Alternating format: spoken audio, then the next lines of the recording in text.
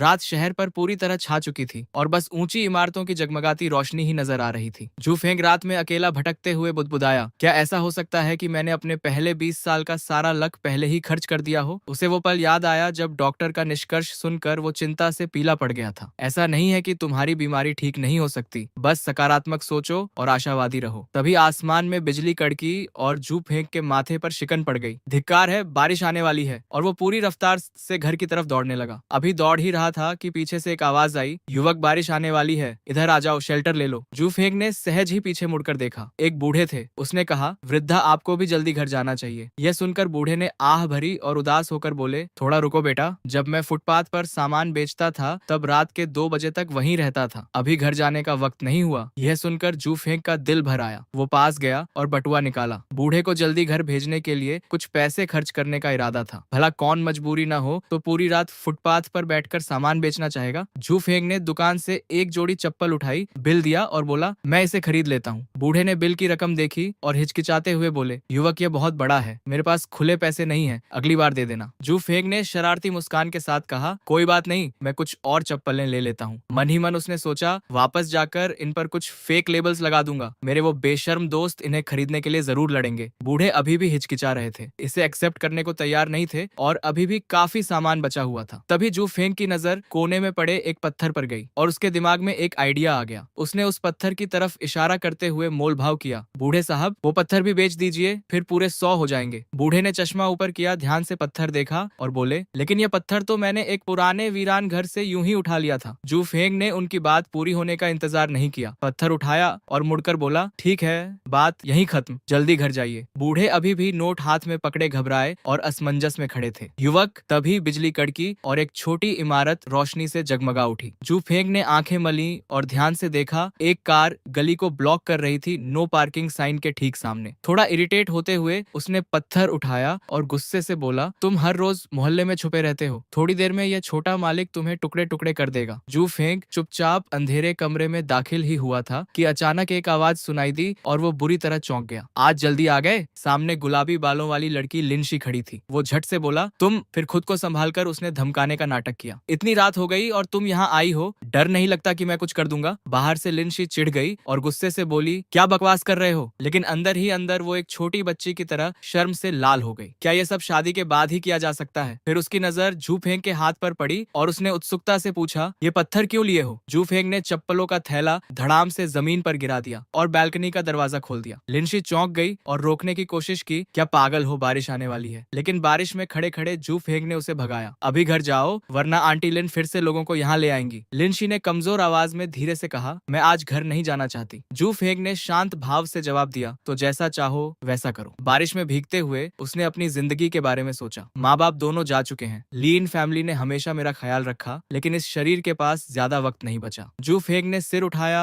और बारिश को अपने ऊपर बरसने दिया। उसका शरीर अकेला और असहाय लग रहा था। मन ही मन उसने चुपचाप माफी मांगी, माफ करना लिनशी, मैं तुम्हारे प्यार का जवाब नहीं दे सकता। नीचे बारिश में भीग रही कार की तरफ देखते हुए, हाथ में पकड़े पत्थर को घूरते हुए उसने लिनशी से एक डील की, मैं यह पत्थर नीचे फेंकने जा रहा हूँ, अगर यह उस BMW को लगा तो तुम्हें खुद नीचे जाकर घर जाना होगा। डील पक्की? लिनशी ने कमर पर हाथ रखकर सहमति जताई, ठीक है, मान जाती हूँ। जू फेंग ने खुद को दृढ़ किया, मुझे उसे पूरी तरह हार मानने पर मजबूर करना होगा। पत्थर उठाते हुए वो चिल्लाया, मेरे लिए तोड़ दो, तुम्हें किसने कहा आधी रात को लोगों को परेशान करो? तभी बिजली की एक तेज चमक गिरी और बदकिस्मती देखो वो सीधे उसी पर जा गिरी। लिनशी घबराकर चिल्लाई, जू फेंग! उसके हाथ में रखा पत्थर धीरे धीरे टूटकर बिखर गया। वो जम सी गई। अगले ही पल जू फेंग बालकनी से गायब हो गया और हवा में एक चीख गूंज उठी, आ! वो घोर अंधेरे में नीचे गिरता चला गया और जमीन पर जोर से धड़ाम से जा गिरा। जू फेंग के शरीर पर बचा हुआ पत्थर का टुकड़ा अचानक चमक उठा और एक छोटे बैंगनी पत्थर में बदल गया। दांत पीसते हुए वो बोला, क्या मुझ पर बिजली गिर गई? उस छोटे पत्थर से रोशनी निकली और बिजली की छोटी छोटी चिंगारियां चमकने लगी और तुरंत बाद एक कमल धीरे धीरे प्रकट होने लगा। वो धीरे धीरे ऊपर तैरने लगा और उससे अपार बैंगनी एनर्जी निकलने लगी। जू फेंग अब और सहन नहीं कर सका। आंखें धीरे धीरे बंद होने लगी और वो गहरी नींद में खिंच गया। बेहोशी की हालत में उसे किसी की आवाज सुनाई दी, अरे दुष्ट प्राणी, अभी तक घुटने क्यों नहीं टेके? जू फेंग झटके से जाग गया, जमीन पर पड़ा हुआ अचंभित। क्या मेरा पुनर्जन्म हुआ? बैंगनी कमल से रोशनी और असीम एनर्जी निकल रही थी। जू फेंग धीरे धीरे होश में आया और बोला, यह कहाँ है? स्थिति साफ दिखते ही वो जल्दी से उठ बैठा और घबराकर चिल्लाया, आह! माँ! मन में उसने अनुमान लगाया, यह जरूर बिजली और गरज की दुनिया होगी। तभी अचानक उसके माथे पर एक छोटा सा फूल प्रकट हुआ और उसे तुरंत कुछ महसूस हुआ। यह एहसास जू फेंग अचंभित रह गया। क्लासिकल लैंग्वेज, तभी जोर का दर्द हुआ और वो कराहते हुए सिर पकड़ बैठा। फूल के अंदर वो जोर से चिल्लाया। कुछ देर बाद अभी भी हैरान उसने सोचा, ये रुक गया, मुझे क्यों लग रहा है जैसे दिमाग में कुछ एक्स्ट्रा आ गया हो। तभी एक तेज चीख ने उसे चौंका दिया और उसने आंखें खोल दी। अरे नीच प्राणी! दो आदमी सामने आए। आगे वाले ने चिल्लाकर कहा, अरे नीच प्राणी, घुटने टेक दे। जू फेंग ने सच्चाई को एक्सेप्ट करते हुए अकड़ते हुए मन में सोचा, मैं कहाँ हूँ? क्या सच में मेरा पुनर्जन्म हुआ है? अगले ही पल उसके दिमाग में पिछले शरीर की यादें एक के बाद एक उमड़ आईं। जू फेंग हैरान रह गया। असंभव, मैं सच में एक नौकर के शरीर में रिइंकार्नेट हो गया। और ऊपर से वो लगभग टूट गया जब उसे वो सीन याद आया जिसमें एक लड़की किनारे पर धीरे धीरे अपने कपड़े उतार रही थी और वो पानी में छिपकर उसे देख रहा था। इस शरीर का पिछला मालिक एक बेशर्म, कामुक और कायर था। जू फेंग का चेहरा पीला पड़ गया और उसने ऊपर देखा। एक नौकर का ताकना ही काफी बुरा होता, लेकिन शिकार तो एक कुलीन युवती निकली। शर्माते हुए उसने ठुड्डी हाथ पर टिकाई और उसे निहारने लगा। ऐसी लड़की को देखकर मैं भी खुद को रोक नहीं पाता। उस बदमाश का टेस्ट वाकई अच्छा था। तभी एक आदमी गुस्से से भरे चेहरे के साथ उस युवती के सामने खड़ा हो गया और चिल्लाया, कुत्ते जैसे नौकर कहाँ देख रहे हो? तुरंत घुटने टेक दो। जू फेंग ने भौहें चढ़ाई और मन में सोचा, ये आदमी जरूर उन कुलीन परिवारों के वंशजों में से एक होगा जो हमेशा नॉवेल्स में दिखाई देते हैं। सच में यह उस BMW मालिक जितना ही इरिटेटिंग है। ये सोचकर वो फिर उदास हो गया। मुझे नौकर क्यों बनना पड़ा? मैं भी एक कुलीन परिवार के वारिस का रुतबा चाहता था। जू फेंग के मन में खुद की एक ऐसी तस्वीर उभर आई जिसमें वो असीम वैभव में डूबा हुआ है, सुंदर लड़कियों से घिरा है और हर दिन दुनिया की परवाह किए बिना मजे कर रहा है। काश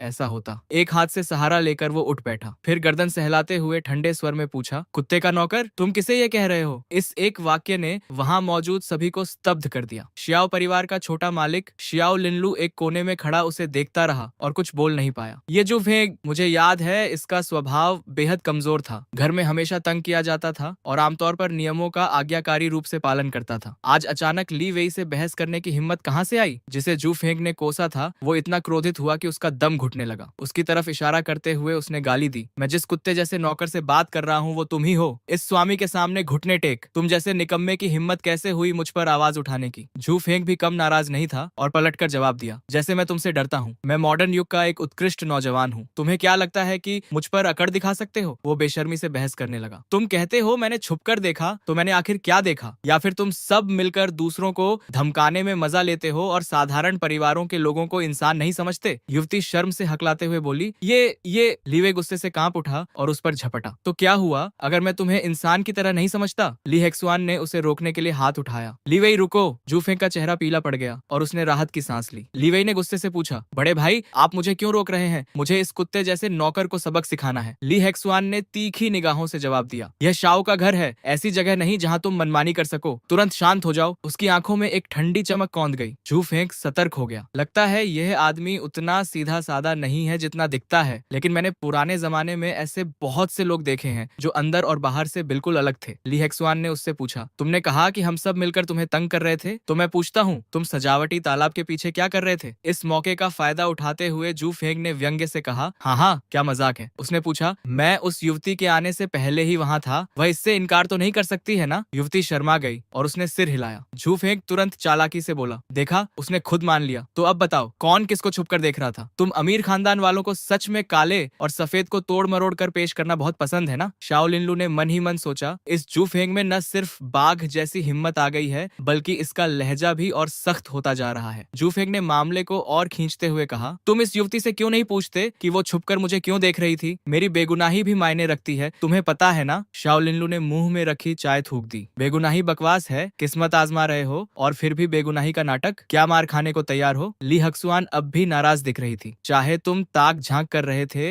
या नहीं, हम इसकी पूरी जांच करेंगे। जू फेंग ने उदासीनता से जवाब दिया, जैसी तुम्हारी इच्छा। फिर हाथ जोड़कर बोला, अगर और कुछ नहीं है तो मैं चलता हूँ, मुझे अभी फूल और पौधे छांटने हैं। शाओ लिनलू बाहर से बिल्कुल शांत दिख रही थी, लेकिन मन ही मन बड़बड़ा रही थी। तुम्हें छांटने के बारे में क्या पता? ऐसा लग रहा है जैसे तुम मेरी छोटी बहन शाओ यिलिन के सारे प्यारे फूल और पौधे बेरहमी से नष्ट कर दोगे। उसने ठंडे लहजे में कहा, हम जा सकते हो, कुछ भी काटने की जरूरत नहीं, बस पानी डाल देना। और एक बात, शाओ लिनलू ने दांत भींचते हुए कहा, अगर तुमने सच में परिवार को बदनाम करने वाला कुछ किया तो मैं तुम्हें बिल्कुल नहीं छोड़ूंगी। जू फेंग ने सिर झुकाकर जवाब दिया, जी छोटे मालिक। मन ही मन उसने उसकी तारीफ की। इस लड़के का कैरेक्टर बुरा नहीं नहीं है। वो धीरे धीरे दरवाजे की तरफ बढ़ा, फिर अचानक पीछे मुड़ा और युवती को देखकर मुस्कुराया। भले ही तुमने मुझे छुपकर देखा हो, मैं तुम्हें इसके लिए जिम्मेदार नहीं ठहराऊंगा। यह सुनकर युवती को उसे फिर से मारने का मन हुआ। क्रोधित होकर ली वे उस पर झपटने की कोशिश करने लगी, लेकिन उसे रोक लिया गया। धिक्कार है, मुझे जाने दो। बाहर इंतजार कर रही नौकरानियां आपस में फुसफुसाईं। वो तो बस एक नौकर है, फिर भी बड़े सपने देखता है। सच में बेशर्म है। और वो डिसेबल्ड है, जादू टोना भी नहीं कर सकता, फिर भी ताक झांक करने की हिम्मत करता है। एक नौकरानी ने मजाक उड़ाते हुए कहा, नौकर तो नौकर ही होता है, नीचा दर्जा बिल्कुल बेकार, फिर भी छोटे मालिकों से झगड़ने की हिम्मत करता है। सच में मरने की इच्छा है। जू फेंग अनमने ढंग से चलते हुए सोचने लगा, मैंने पिछले जन्म में कोई बड़ा पाप नहीं किया था, तो फिर मुझ पर बिजली क्यों गिरी। तभी एक नौकरानी खुद को रोक नहीं पाई और उसे धक्का दे दिया। हट जाओ। जू फेंग टाइम पर रिएक्ट नहीं कर पाया, संतुलन खो बैठा और गिर पड़ा। आह! अपने छिले हुए हाथ को देखकर वो चिल्लाया, बहुत दर्द हो रहा है। गुस्से से लाल होकर जू फेंग मुड़ा और चिल्लाया, यह किसने किया। आसपास की फुसफुसाहट सुनकर वो मुड़ा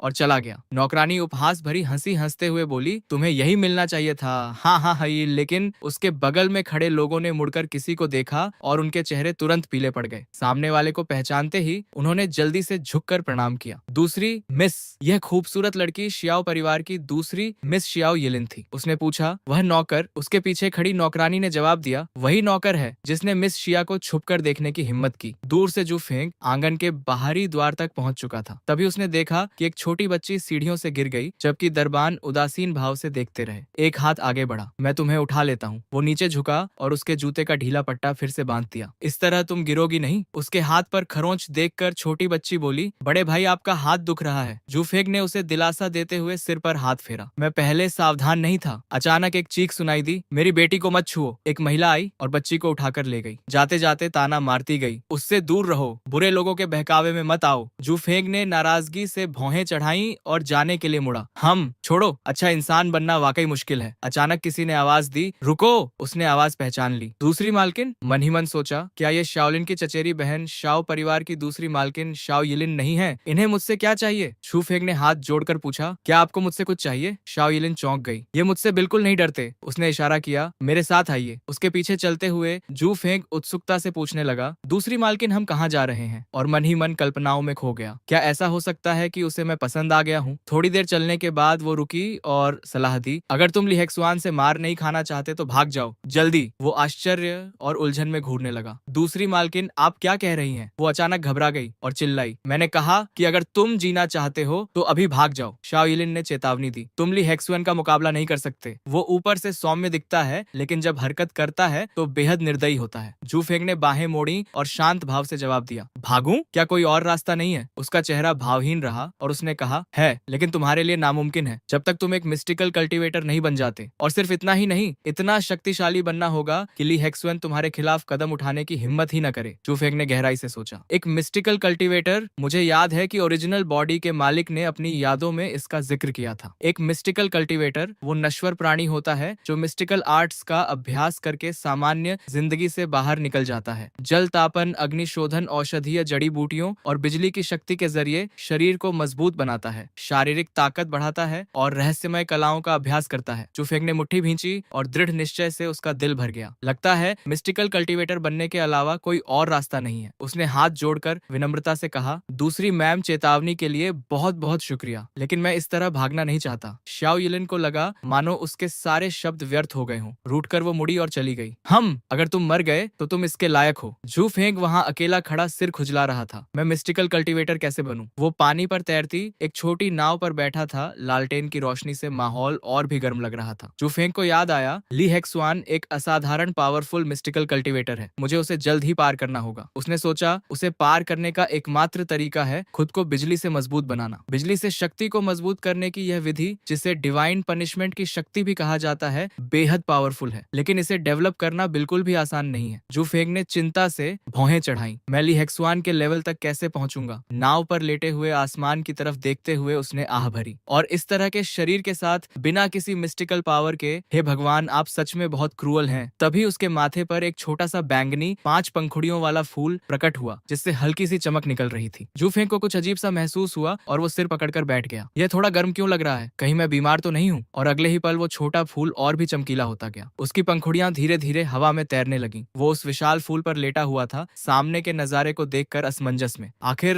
क्या हो रहा है? सुबह की धूप छतों पर पड़ रही रही थी। एक नौकर ने जू फेंग को देखा और तुरंत चिल्लाया, लड़के आखिरकार वापस आ ही गए, मुझे लगा था कि आधी रात को भाग जाओगे। उसने जू फेंग के चेहरे की तरफ इशारा करते हुए चिल्लाया, क्या देख रहे हो, जल्दी करो और मेरे लिए शौचालय साफ कर दो। जू फेंग मुस्कुराया और पूछा, क्या तुम मुझसे बात कर रहे हो? वो आदमी गुस्से से भड़क उठा, क्या तुम बहरे हो? ये घर है, अगर तुम शौचालय साफ नहीं करोगे तो कौन करेगा? जू फेंग ने शांत भाव से कहा, आज दूसरी मालकिन पेंटिंग की क्लास ले रही हैं, इसलिए मुझे उन्हें पढ़ाने जाना है। मेरे पास शौचालय साफ करने का वक्त नहीं है। नौकरों को लगा जैसे कानों में बिजली गिर गई हो। उस आदमी का चेहरा गुस्से से लाल हो गया। क्या तुम मुझे मूर्ख समझते हो? जू फेंग ने मासूमियत से पूछा। अरे तो तुम नहीं हो? उसे मारने के लिए उतावले नौकर ने मुक्का मारा, मानो सबक सिखाना चाहता हो। तुम मार खाने को तैयार हो? उसने मन ही मन सोचा, ये बदमाश सच में मेरे आदेशों का उल्लंघन करने की हिम्मत करता है। अच्छा, मैं इस मौके का फायदा उठाकर इसे सबक सिखाऊंगा और देखूंगा कि इसके बाद कौन मुझे नीचा दिखाने की हिम्मत करता है। जू फेंग की आंखें चमक उठी और वो चौंक गया। यह क्या है? उसने नौकर की हरकतों पर फोकस किया और हैरान रह गया। ये इतना धीमा क्यों लग रहा है? नौकर का पैर अकड़ गया और वो अपनी जगह पर जम गया। उसे यकीन नहीं हो रहा था। उसने वार से बच लिया। आसपास के लोग फुसफुसाने लगे। एक ऐसा आदमी जिसके पास कोई मिस्टिकल आर्ट नहीं है, उसने थर्ड रैंक के एक एक्सपर्ट कल्टीवेटर के हमले से खुद को बचा लिया। तो थर्ड रैंक कल्टीवेटर आखिर इतना ही होता है। ये बातें सुनकर नौकर का चेहरा पीला पड़ गया, सिर में खून दौड़ा और उसने एक और मुक्का मारा। मर जा। कई हमलों से बचने के बाद जू फेंग ने अनुमान लगाया, जैसा मैंने सोचा था वो सच में धीमा है। क्या ऐसा हो सकता है कि मेरी नजर में हर हमला इतना धीमा हो? अविश्वसनीय। अब लुका छिपी खेलने में उसकी कोई दिलचस्पी नहीं रही। उसने लापरवाही से हाथ हिलाया और उस आदमी को पीछे की तरफ उड़ा दिया। नौकर जमीन पर गिर पड़ा और खून की उल्टी करने लगा। बाकी नौकर फिर से फुसफुसाने लगे। हे भगवान, लोअर रैंक के किसी ने थर्ड रैंक पीक कल्टीवेटर को हरा दिया। क्या मजाक है? जू फेंग एक पल के लिए रुक गया। तो यही है मेरी करंट पावर? उसने हल्के से माथा छुआ। उस अजीब जगह पर हुई वो मुठभेड़ वाकई अविश्वसनीय लक की बात थी। उस वक्त वो एक कमल के फूल पर बैठा था जो अनगिनत प्राचीन अक्षरों से घिरा हुआ था। जू फेंग खाली नजर से देखता रहा। मैं इन प्राचीन ग्रंथों को क्यों नहीं समझ पा रहा हूँ? ये मेरी मेमोरी में मौजूद निशान से बहुत मिलते जुलते हैं। रुको, ये क्या है? उसके सामने एक बैम्बू स्क्रोल प्रकट हुआ। Dao profound scripture. उन्हें याद आया कि इस शरीर की मेमोरीज के मुताबिक डाओ प्रोफाउंड स्क्रिप्चर डाओइस्ट संप्रदाय का एक पवित्र ग्रंथ था, हुआशिया का खजाना था। एक निश्चित लेवल तक कल्चरेशन करने पर यह मेथड एक साधारण इंसान को एक्सपर्ट में बदल सकती थी। यह एक अविश्वसनीय रूप से कमाल का खजाना था। बुराई को अच्छाई में, कठोरता को लचीलेपन में, अनुपयोगिता को उपयोगिता में बदलने वाला कुछ भी पॉसिबल था। बैम्बू स्क्रॉल हाथ में पकड़े हुए जू फेंग आत्मविश्वास से भर गया। इससे मैं एक मिस्टिकल कल्टीवेटर बन सकता हूँ। उसने उत्सुकता से इसे खोला। चलो देखते हैं इसके अंदर कौन सी पावरफुल टेक्निक है। कुछ देर स्टडी करने के बाद वो पालथी मारकर बैठ गया और जो कुछ मिला था उसका सारांश निकाला। बाहरी कल्टीवेशन मटेरियल्स के अलावा अंदर सब कुछ हीलिंग नाम की एक मेथड थी। इसमें कोई भी ऑफेंसिव टेक्निक नहीं थी। जू फेंग ने ऊपर करीने से रखे बैम्बू स्क्रोल्स को देखा और सोचा, क्या ऐसा हो सकता है कि मैं सिर्फ पहला स्क्रोल ही पढ़ पाऊं, या मुझे इसके बाद वाले स्क्रोल्स पढ़ने से पहले अपनी कल्टीवेशन टेक्निक में सुधार करना होगा। कुछ देर सोचने के बाद उसने फोकस किया और कल्टीवेशन फिर से शुरू कर दी। छोड़ो इसे, बहुत ज्यादा होना शायद अच्छी बात नहीं है। सिर्फ इस स्क्रिप्चर के दम पर मैं ये मानने से इनकार करता हूँ कि मैं ली हेक्सवान का सामना नहीं कर सकता। कल्चरेशन खत्म करते ही वो आश्चर्य से बोला, ये डाओ प्रोफेंड स्क्रिप्चर वाकई बहुत पावरफुल है। इसकी कल्चरेशन अभी भी कठिन है और कौन जाने आगे क्या होगा, लेकिन मैं निश्चित रूप से अपने शरीर में पहले से कुछ बदलाव महसूस कर रहा हूँ। चलो इसका टेस्ट करते हैं। अचानक एक लहर उठी और जू फेंग ने पानी पर प्रहार किया, जिससे दो मछलियां हवा में उछल गईं। उसने अपने ऊपर गिरती बूंदों को पकड़ा और खुशी से कहा, सेकंड रैंक। अब नौकर के सामने गंभीर चेहरे के साथ खड़े होकर उसने कहा, अब जब मैं मिस्टिकल कल्टीवेटर बन गया हूँ तो मैं दूसरों को मुझे परेशान नहीं करने दूंगा। नौकर का चेहरा पीला पड़ गया और वो डरते हुए बोला,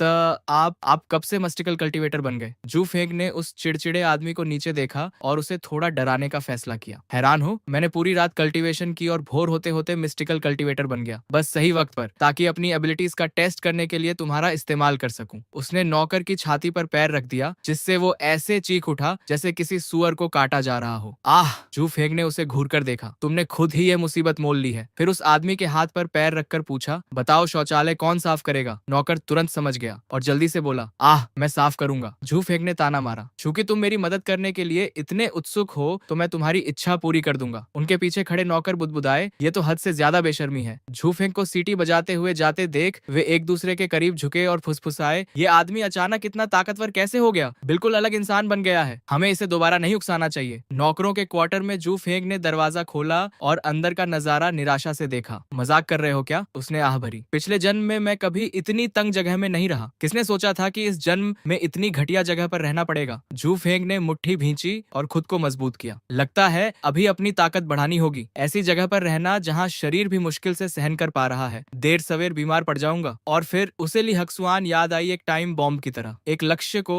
ध्यान में रखते हुए झू फेंग और भी लगन से काम करने लगा। वो बैठ गया और फिर से कल्टीवेशन शुरू कर दी। मुझे अपनी स्पीड बढ़ानी होगी और पावर को और ऊपर ले जाना होगा।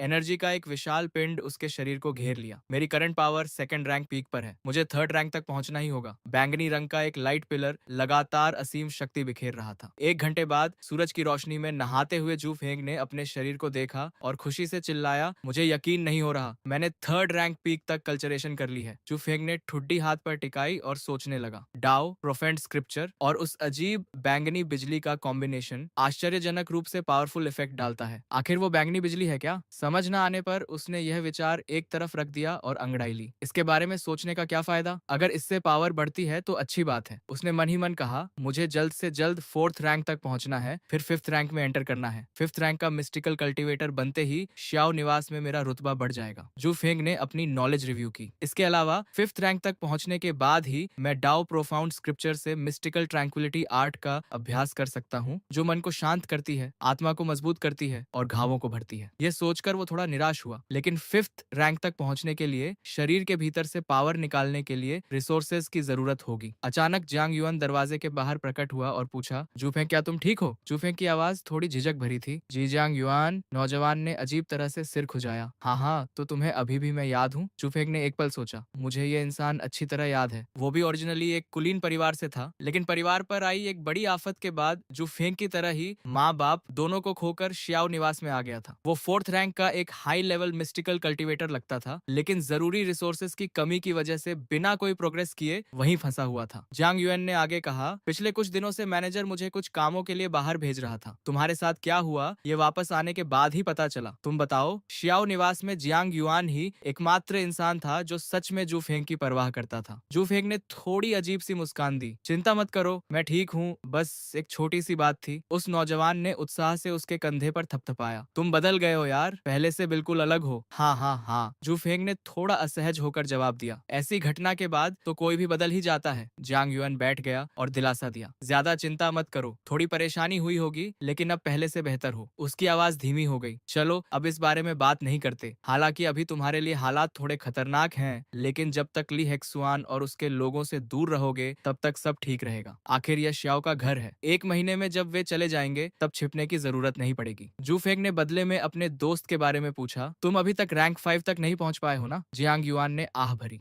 उन कुलीन परिवारों के बच्चों के पास जो रिसोर्सेज हैं, उनके बिना सिर्फ अपनी मेहनत के दम पर यह आसान कैसे हो सकता है? उसने गंभीरता से याद दिलाया। चूंकि तुम आखिरकार मस्टिकल कल्टीवेटर बन गए हो, इसलिए लगन से कल्टीवेशन करनी होगी। जू फेंग ने आत्मविश्वास से मुस्कुराया। मुझे पता है, लेकिन जू फेंग के मन में कुछ और ही चल रहा था। ऐसा लगता है कि कल्टीवेशन रिसोर्सेज के बिना फिफ्थ रैंक तक पहुंचना वाकई मुश्किल है। सुनहरी धूप में जू फेंग आंगन का जायजा लेते हुए सोच में डूब गया। मुझे जियांग युआन के लिए कुछ रिसोर्सेज जुटाने का रास्ता खोजना होगा। उसकी मदद करनी होगी ताकि वो फिफ्थ रैंक तक पहुंच सके। एक बार वहां पहुंच गया तो श्याओ निवास में उसकी पोजीशन में जबरदस्त बदलाव आएगा। उसने खुशी से सोचा, फिर मुझे भी थोड़ा आराम करने का मौका मिल जाएगा। अचानक एक आवाज सुनाई दी। हम्फ। एक नौकर होकर बस आराम करना ही आता है। चौंक कर वो जम गया और पीछे मुड़ा। जू फेंग को लगा कि उसकी किस्मत वाकई खराब है। शाओ यिलिन, कितनी बुरी किस्मत है। उसने बस यूं ही मन में कुछ बुदबुदाया था कि श्याओ परिवार की दूसरी मालकिन ने सुन लिया। उसने झट से हाथ जोड़कर इनकार किया। हैं? कौन काम चोरी कर रहा है? एक नौकर होने के नाते मैं ऐसे विचार कैसे रख सकता हूँ? दूसरी मालकिन, आपने शायद गलत सुना है। फिर उसने जल्दी से अपनी बात सुधारी। मेरा मतलब था कि किसी को भी बिल्कुल आलसी नहीं होना चाहिए। साफ तौर पर शाओ यिलिन को उस पर बिल्कुल भी यकीन नहीं हुआ। उसने एक ऐसी घुरघुराहट भरी आवाज निकाली जिससे जू फेंग थोड़ा असहज हो गया। अगर इस बड़ी बहन ने मुझे पकड़ लिया तो क्या मेरी बुरी मौत हो जाएगी? श्याओ यिलिन ने अचानक आह भरी, जिससे जू फेंग घबरा गया। सब खत्म। वो नाखुश लग रही है। शायद मेरे लिए सब कुछ अच्छा नहीं होगा। उसने झट से कहा। दूसरी मालकिन, आपको किसने नाराज किया? ऐसा लग रहा था मानो वो इसी सवाल का इंतजार कर रही थी ताकि गुस्सा निकाल सके। वो तुरंत शेरनी की तरह भड़क उठी और बोली, लिंग परिवार की उस मोटी औरत के अलावा और कौन? उसने आज मेरी नौकरानी को पीटने की हिम्मत की। मैं उसे बिल्कुल नहीं छोड़ूंगी। क्या उसे सच में लगता है कि मुझे धमकाना आसान है? जू फेंग को बात समझ में आ गई। तो उसे बाहर धमकाया जा रहा था। इस शहर में लिंग परिवार और श्याओ परिवार कट्टर दुश्मन थे और दूसरी मालकिन और लिंग परिवार की युवती आग और पानी की तरह थी। लगभग हर बार जब वे मिलती तो दोनों के बीच कहासुनी हो जाती। शाओ यिलिन के गुस्से वाले चेहरे को देखकर उसने मन ही मन आह भरी। भले ही दूसरी मालकिन को सभ्य न कहा जा सके, लेकिन जो भी औरत उन्हें इतना गुस्सा दिला सकती है वो भी कोई साधारण इंसान नहीं है। जू फेंग ने तुरंत उसका पक्ष लिया। उस घटिया उपद्रव ने दूसरी मिस को फिर से उकसाया। किसी को अपनी बात से सहमत होते देख शाओ यिलिन ने अपना गुस्सा तुरंत निकाल दिया। बिल्कुल सही, वो सच में एक नंबर की बदतमीज है। उस लड़की ने तो मुझे डांटने और शाओ परिवार के पूर्वजों का अपमान करने की हिम्मत ही कर ली। अगर मेरे नौकर इतने निकम्मे न होते तो मैं उसका जबड़ा कब का तोड़ देती। उसने दांत पीसते हुए कहा। हम्फ, क्या वो सिर्फ अपने ताकतवर नौकरों के भरोसे ही नहीं जी रही? अगर मैं खुद कुछ करने में इतनी आलसी न होती तो उन सबको बहुत पहले ही निपटा देती। शाओ यिलिन को अपने सपोर्टर की याद आ गई। हम्फ, मैं अभी चचेरे भाई से मिलने जा रही हूँ और उनसे कुछ लोगों की मांग करूंगी। मौका न चूकते हुए जू फेंग ने आगे बढ़कर कहा, अगर दूसरी मालकिन को किसी की जरूरत हो तो आप मुझे साथ ले जा सकती हैं। उसने हैरानी से उसकी तरफ देखा। तुम? एक पल हिचकिचाने के बाद शाओ यिलिन मान गई। ठीक है, तुम मेरे साथ आ सकते हो, लेकिन जब वक्त आएगा तो मेरे पीछे खड़े रहना। जू फेंग बहुत खुश हुआ। बहुत बहुत धन्यवाद दूसरी मिस, चिंता मत करो। शाओ लिनलू बरामदे के नीचे सुनहरी धूप में चुपचाप बैठी पड़ रही थी, जिससे पूरा नजारा बेहद शांत लग रहा था। शाओ यिलिन ने दरवाजे से आवाज दी, चचेरे भाई। शाओ लिनलू ने ऊपर देखा और तुरंत जू फेंग को उसके पीछे खड़ा पाया। वो थोड़ा हैरान था। यो यिलिन के साथ क्यों आया? वो आगे बढ़ी और विनती की, चचेरे भाई, मुझे कुछ 5th रैंक के मिस्टिकल कल्टीवेटर्स दे दीजिए। मैं उस दुष्ट लड़की लिंग हुआ को सबक सिखाना चाहती हूँ। वो चौंक गया। क्या 5th रैंक के? पूरी बात जानने के बाद उसने मना कर दिया। अगर 5th रैंक के मिस्टिकल कल्टीवेटर्स हरकत करते हैं तो लिंग परिवार के नौकर उन्हें रोक नहीं पाएंगे। इससे दोनों परिवारों के बीच का टकराव और भी बढ़ जाएगा। शाओ यिलिन की आंखों में पानी भर आया और उसने फिर पूछा, चचेरे भाई, क्या आप मुझे ये दे रहे हैं या नहीं? फिर वो उनकी बाह पर गिर पड़ी और जोर जोर से रोने लगी। शाओ लिनलू बेबस और दयालु दोनों था। मैं तुम्हें 3 टॉप 4th रैंक कल्टीवेटर सौंप दूंगा। कुछ नौकरों से निपटने के लिए इतना काफी है। उसने पल भर में भाव बदल लिया और तुरंत मान गई। ठीक है। अपना लक्ष्य हासिल कर लेने के बाद शाओ यिलिन खुशी खुशी जाने के लिए मुड़ी। चलो चलते हैं। जू फेंग आज्ञाकारी होकर उसके पीछे पीछे चला और बोला, हाँ। शाओ लिनलू ने उसे याद दिलाया, जू फेंग, अब से ज्यादा सावधान रहना। ली हेक्सुअन की नजर में न आने की पूरी कोशिश करना। उसने जवाब दिया, समझ गया। निश्चिंत रहें युवा स्वामी। जैसे ही जू फेंग और शाओ यिलिन गलियारे से नीचे जा रहे थे, उनकी मुलाकात एली वेई से हो गई। उसने तुरंत उन्हें उकसाया, अब भी यहाँ रुकने की हिम्मत है? जू फेंग ने मन ही मन सोचा, लगता है ऐसा ही होगा। जितना कम मैं किसी से मिलना चाहता हूँ उतना ही पक्का होता है कि मुलाकात हो ही जाएगी। ली वे फिर से बड़बड़ाने लगा, लगता है मुझे तुम्हें सबक सिखाना पड़ेगा। शाओ यिलिन जू फेंग के सामने खड़ी हो गई और उसे रोकने के लिए हाथ उठाया। यहीं रुक जाओ ली वे, ये मेरे तीसरे चाचा का घर है, तुम्हारा नहीं। वो अब भी व्यंग्य करते हुए उंगली से इशारा कर रहा था। दूसरी मिस शाओ, अगर आप इस निकम्मे को अपने पास रखेंगी तो यह शाओ परिवार की बदनामी ही करेगा। क्यों ना मैं इसे आपके लिए हटा दूं? उसने उसे गुस्से भरी नजर से देखा। यह शाओ परिवार का सदस्य है, तुम्हारे जैसे बाहरी को इसे सबक सिखाने का अधिकार नहीं है। ली वे ने जू फेंग के कान में फुसफुसाया, बच्चे आज तो खुद को भाग्यशाली समझो, लेकिन अगली बार इतने भाग्यशाली नहीं रहोगे। मैं अभी 1 महीने और यहीं रहूंगा, तुम्हें सबक सिखाने का मौका जरूर ढूंढूंगा। जू फेंग ने हाथ बांधकर जवाब दिया, मुझे डर है कि आप में वो क्षमता नहीं है। ली वे ने उन शब्दों को गंभीरता से नहीं लिया। हाँ, तुम्हें मौत से बिल्कुल डर नहीं लगता है ना? ली वे ने उसे धक्का दिया और कहा, चलो एक शर्त लगाते हैं। अगर 1 महीने के अंदर तुम्हारे हाथ पैर टूट गए तो तुम घुटने टेक कर मुझे प्रणाम करोगे और दादाजी कहोगे, वरना मैं तुम्हें दादाजी कहूंगा। शाओ यिलिन चिल्लाई, ली वे, लोगों को इतना परेशान मत करो। जू फेंग मुस्कुराया, मैं शर्त मान लेता हूँ। फिर उसने हिम्मत दिखाते हुए शर्त बदल दी, लेकिन प्रणाम करने के बारे में सोचना भी मत। अगर मैं हार गया तो मैं खुद को मार डालूंगा। ली वे को लगा कि उसे बढ़िया डील मिल गई, इसलिए वो तुरंत मान गया। हाँ ठीक है। फिर वो हंसते हुए अकड़कर चला गया। शाओ यिलिन ने चिंता से पूछा, जू फेंग, तुमने उससे शर्त क्यों लगाई? तुम तो उसके सामने कुछ भी नहीं हो। जू फेंग ने गंभीरता से जवाब दिया, दूसरी मालकिन, चिंता करने की कोई जरूरत नहीं है। मुझे पता है मैं क्या कर रहा हूँ। वो उसे सिर्फ दिलासा दे सकी। भूल जाओ, अब से मेरे साथ रहो। जब तक मैं यहाँ हूँ वो तुम्हें कुछ भी करने की हिम्मत नहीं करेगा। उसने हाथ जोड़कर जवाब दिया, दूसरी मालकिन की कृपा के लिए बहुत बहुत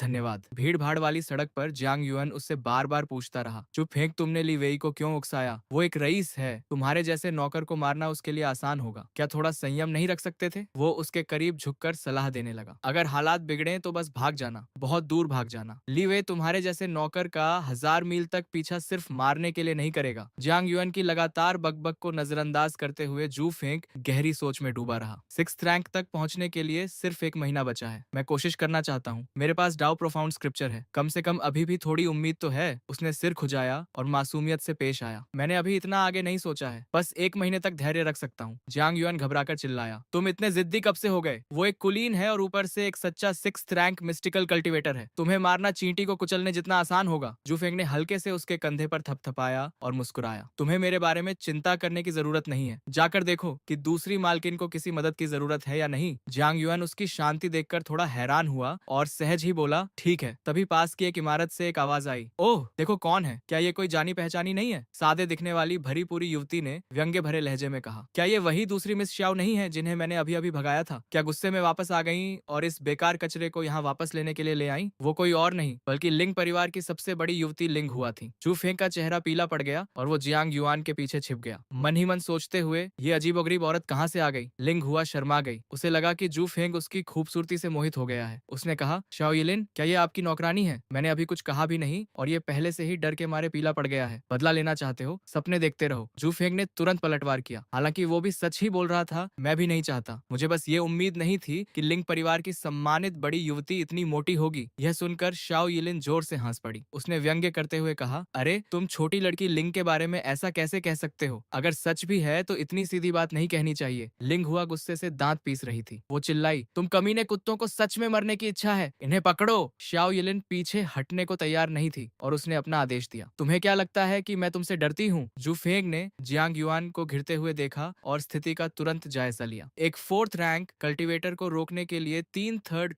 रैंक कल्टीवेटर्स की जरूरत थी। अपने सामने खड़े लोगों को देखकर वो झिझका। हर रैंक के बीच पावर का अंतर बहुत ज्यादा था। क्या उसे भी मदद के लिए जाना चाहिए? लेकिन शाओ यिलिन ने उसका हाथ पकड़कर उसे रोक दिया। इधर उधर मत भागो, यहाँ कोई भी साधारण कल्टीवेटर तुम्हें पीट पीट कर मार सकता है। जू फेंग ने हैरानी से कहा, ओह, और वो बस वहीं खड़ा रहा और एक एक करके नौकरों को लात मारकर भगाते हुए देखता रहा। उसने घमंड से कहा, तो बस यही है तुम्हारे नौकरों की कीमत? लिंग हुआ गुस्से से बड़बड़ाते हुए बोली, तुम निकम्मे कचरे मेरी बेइज्जती कर रहे हो। उसका चेहरा गुस्से से लाल हो गया और उसने मुड़कर आदेश दिया, जिगुई नीचे आओ और मेरी मदद करो। शाओ यिलिन चौंक गई। उसने हाथ हिलाकर इशारा किया, पीछे हटो, लड़ना बंद करो। जू फेंग ने उलझन में पूछा, दूसरी मालकिन क्या बात है? शाओ यिलिन ने समझाया, जिस जी गुई को उसने बुलाया है वो उसका सबसे ताकतवर अधीनस्थ है। उसके कुछ फॉलोअर्स भी फोर्थ रैंक के हैं। अगर वो भी यहाँ आ गया तो हम नुकसान में रहेंगे। उन्हें एक बड़े ग्रुप में इकट्ठा देखकर उसे गुस्सा आया। धिक्कार है, क्या वे हमें संख्या बल से हराने की कोशिश कर रहे हैं? शाओ यिलिन ने आदेश दिया, अभी मेरे भाई को बताओ, उनसे कहो कि लोगों को यहाँ लाएं। जब उसने देखा कि जू फेंग ने अभी तक कोई रिएक्शन नहीं दिया तो वो चिल्लाई, तुम वहाँ क्यों खड़े हो? जाओ। जू फेंग की आंखों में सावधानी झलक रही थी और उसने जवाब दिया, मैडम मुझे खेद है कि अब मदद के लिए बुलाने का वक्त नहीं है। अगर आप मुझ पर भरोसा करती हैं तो मुझे इसे संभालने दीजिए। शाओ यिलिन संदेह से भर उठी। तुम? उसने बाहें मोड़ ली। उसे यकीन नहीं हुआ जब तक तुम फिफ्थ रैंक पर नहीं पहुंच जाते। लेकिन अगले ही पल वो पूरी तरह गलत साबित हो गई। अरे तुम? उसे तेजी से आगे बढ़ते और सीधे लड़ाई में कूदते देख शाओ यिलिन हक्का बक्का रह गई। ये लड़का इतना फुर्तीला कब से हो गया? लिंग परिवार के नौकरों ने तुरंत उसे देख लिया। हूँ? ये लड़का यहाँ कब आ गया? लड़के मार खाने को बुला रहा है? चू फेंग मुस्कुराया, हे। उसने अपना हाथ घुमाया और मुट्ठी भर कुछ उन पर फेंक दिया। देखो मेरा सर्वोच्च सीक्रेट वेपन। उस पर वार होते ही सब घबरा गए और चिल्लाए, आह मेरी आंखें, ये चोट पहुंचा रहे हैं। झू फेंग ने अपने साथियों को याद दिलाया, जल्दी करो और इन्हें बाहर निकालो। जियांग युआन सबसे पहले आगे बढ़ा। भाइयों चलो चलें। फिर उसने सिर घुमाकर सूचना दी, सेकंड मिस मिशन पूरा हुआ। शाओ यिलिन ने उत्साह से जू फेंग को गले लगा लिया। जू फेंग तुम कमाल हो। शर्मिंदा होकर वो चिल्लाया, सेकंड मिस मेरा दम घुट रहा है। उसकी छाती से लिपटी हुई वो खुशी से एक पल के लिए थम गई। फिर उसने जल्दी से उसे छोड़ दिया और अजीब तरह से अपना गाल खुजलाया। अहम, मुझे आपसे इतनी बेशर्मी की उम्मीद नहीं थी। जू फेंग ने उसे टोकते हुए कहा, दूसरी मिस इसे चालाकी कहते हैं। लेकिन मन ही मन उसने विरोध किया, मैं बेशर्म कैसे हो सकता हूँ? मैंने आपकी मदद की है ना? शाओ यिलिन ने इतराते हुए कहा, तो फिर हमारे शाओ परिवार के नौकर आपके लिंग परिवार के नौकरों से ज्यादा ताकतवर हैं, है ना? लिंग हुआ ने दांत पीसते हुए कहा, ऐसी घिनौनी चालें चलने पर भी शर्म नहीं आती? शाओ यिलिन ने आत्मविश्वास से अपने बाल लहराए, हमारे एक साधारण नौकर से ही तुम्हारे लिंग परिवार के थर्ड रैंक नौकर का काम तमाम हो सकता है। तभी एक लंबा चौड़ा आदमी धीरे धीरे बाहर आया। लिंग हुआ ने चिढ़कर कहा, थोड़ा पहले आने में क्या हर्ज था? हे गुई ने शांत भाव से जवाब दिया, कृपया नाराज न हो मैडम, मैं अभी आपकी मदद करता हूँ उनसे निपटने में। उसने अपने पीछे खड़े नौकरों को आदेश दिया, उन्हें घेर लो, भागने मत देना। एक घमंडी नौकर ने जवाब दिया, जी मालिक। और अपनी अधिक संख्या का फायदा उठाते हुए उन्होंने झट से जू फेंग के ग्रुप को घेर लिया। शाओ यिलिन ने धमकी देते हुए कहा, हे गुई तुम्हारी हिम्मत तो देखो। तुम्हें लगता है कि लिंग परिवार से चिपके रहने से तुम पावरफुल बन जाओगे? अगर शाओ परिवार तुमसे निपटना चाहेगा तो यह दुनिया का सबसे आसान काम होगा। हे गुई ने अपना चेहरा नीचे कर लिया और ठंडे लहजे में कहा, कुछ नहीं किया जा सकता। मेरे मालिक को धमकाने के लिए तुम्हें किसने कहा? जू फेंग अचानक हंस पड़ा। हाँ, लिंग हुआ चिढ़ गई, तुम किस बात पर हंस रहे हो? उसने हे गुई की तरफ इशारा करते हुए मजाक उड़ाया। मुझे उम्मीद नहीं थी कि मोटे का मातहत भी मोटा होगा। जू फेंग उसे उकसाता रहा। अपनी मोटी मालकिन को ध्यान से संभालो, अगर वो गिर गई और तुम दोनों में से कोई भी नहीं उठ पाया तो यह बहुत दुखद होगा। अगर लिंग हुआ यह सब सह सकती थी तो समझो आसमान ही गिर जाए। वो चिल्लाई, तुम लोग अभी तक इनसे निपट क्यों नहीं रहे हो? हेगी ने अपनी मालकिन की तरह दांत पीसते हुए कहा, क्या तुम्हें मरने की इच्छा है? फिर उसने आदेश दिया, उस बदमाश का मुंह सिल दो। नौकर पहले से ही लड़ाई के लिए उतावले थे, इसलिए उन्होंने तुरंत आज्ञा का पालन किया। जी। जियांग युआन प्रोटेक्टिव होकर जू फेंग के सामने दौड़ पड़ा। देखते हैं कौन उसे छूने की हिम्मत करता है। जू फेंग हिल गया। जियांग युआन तुम।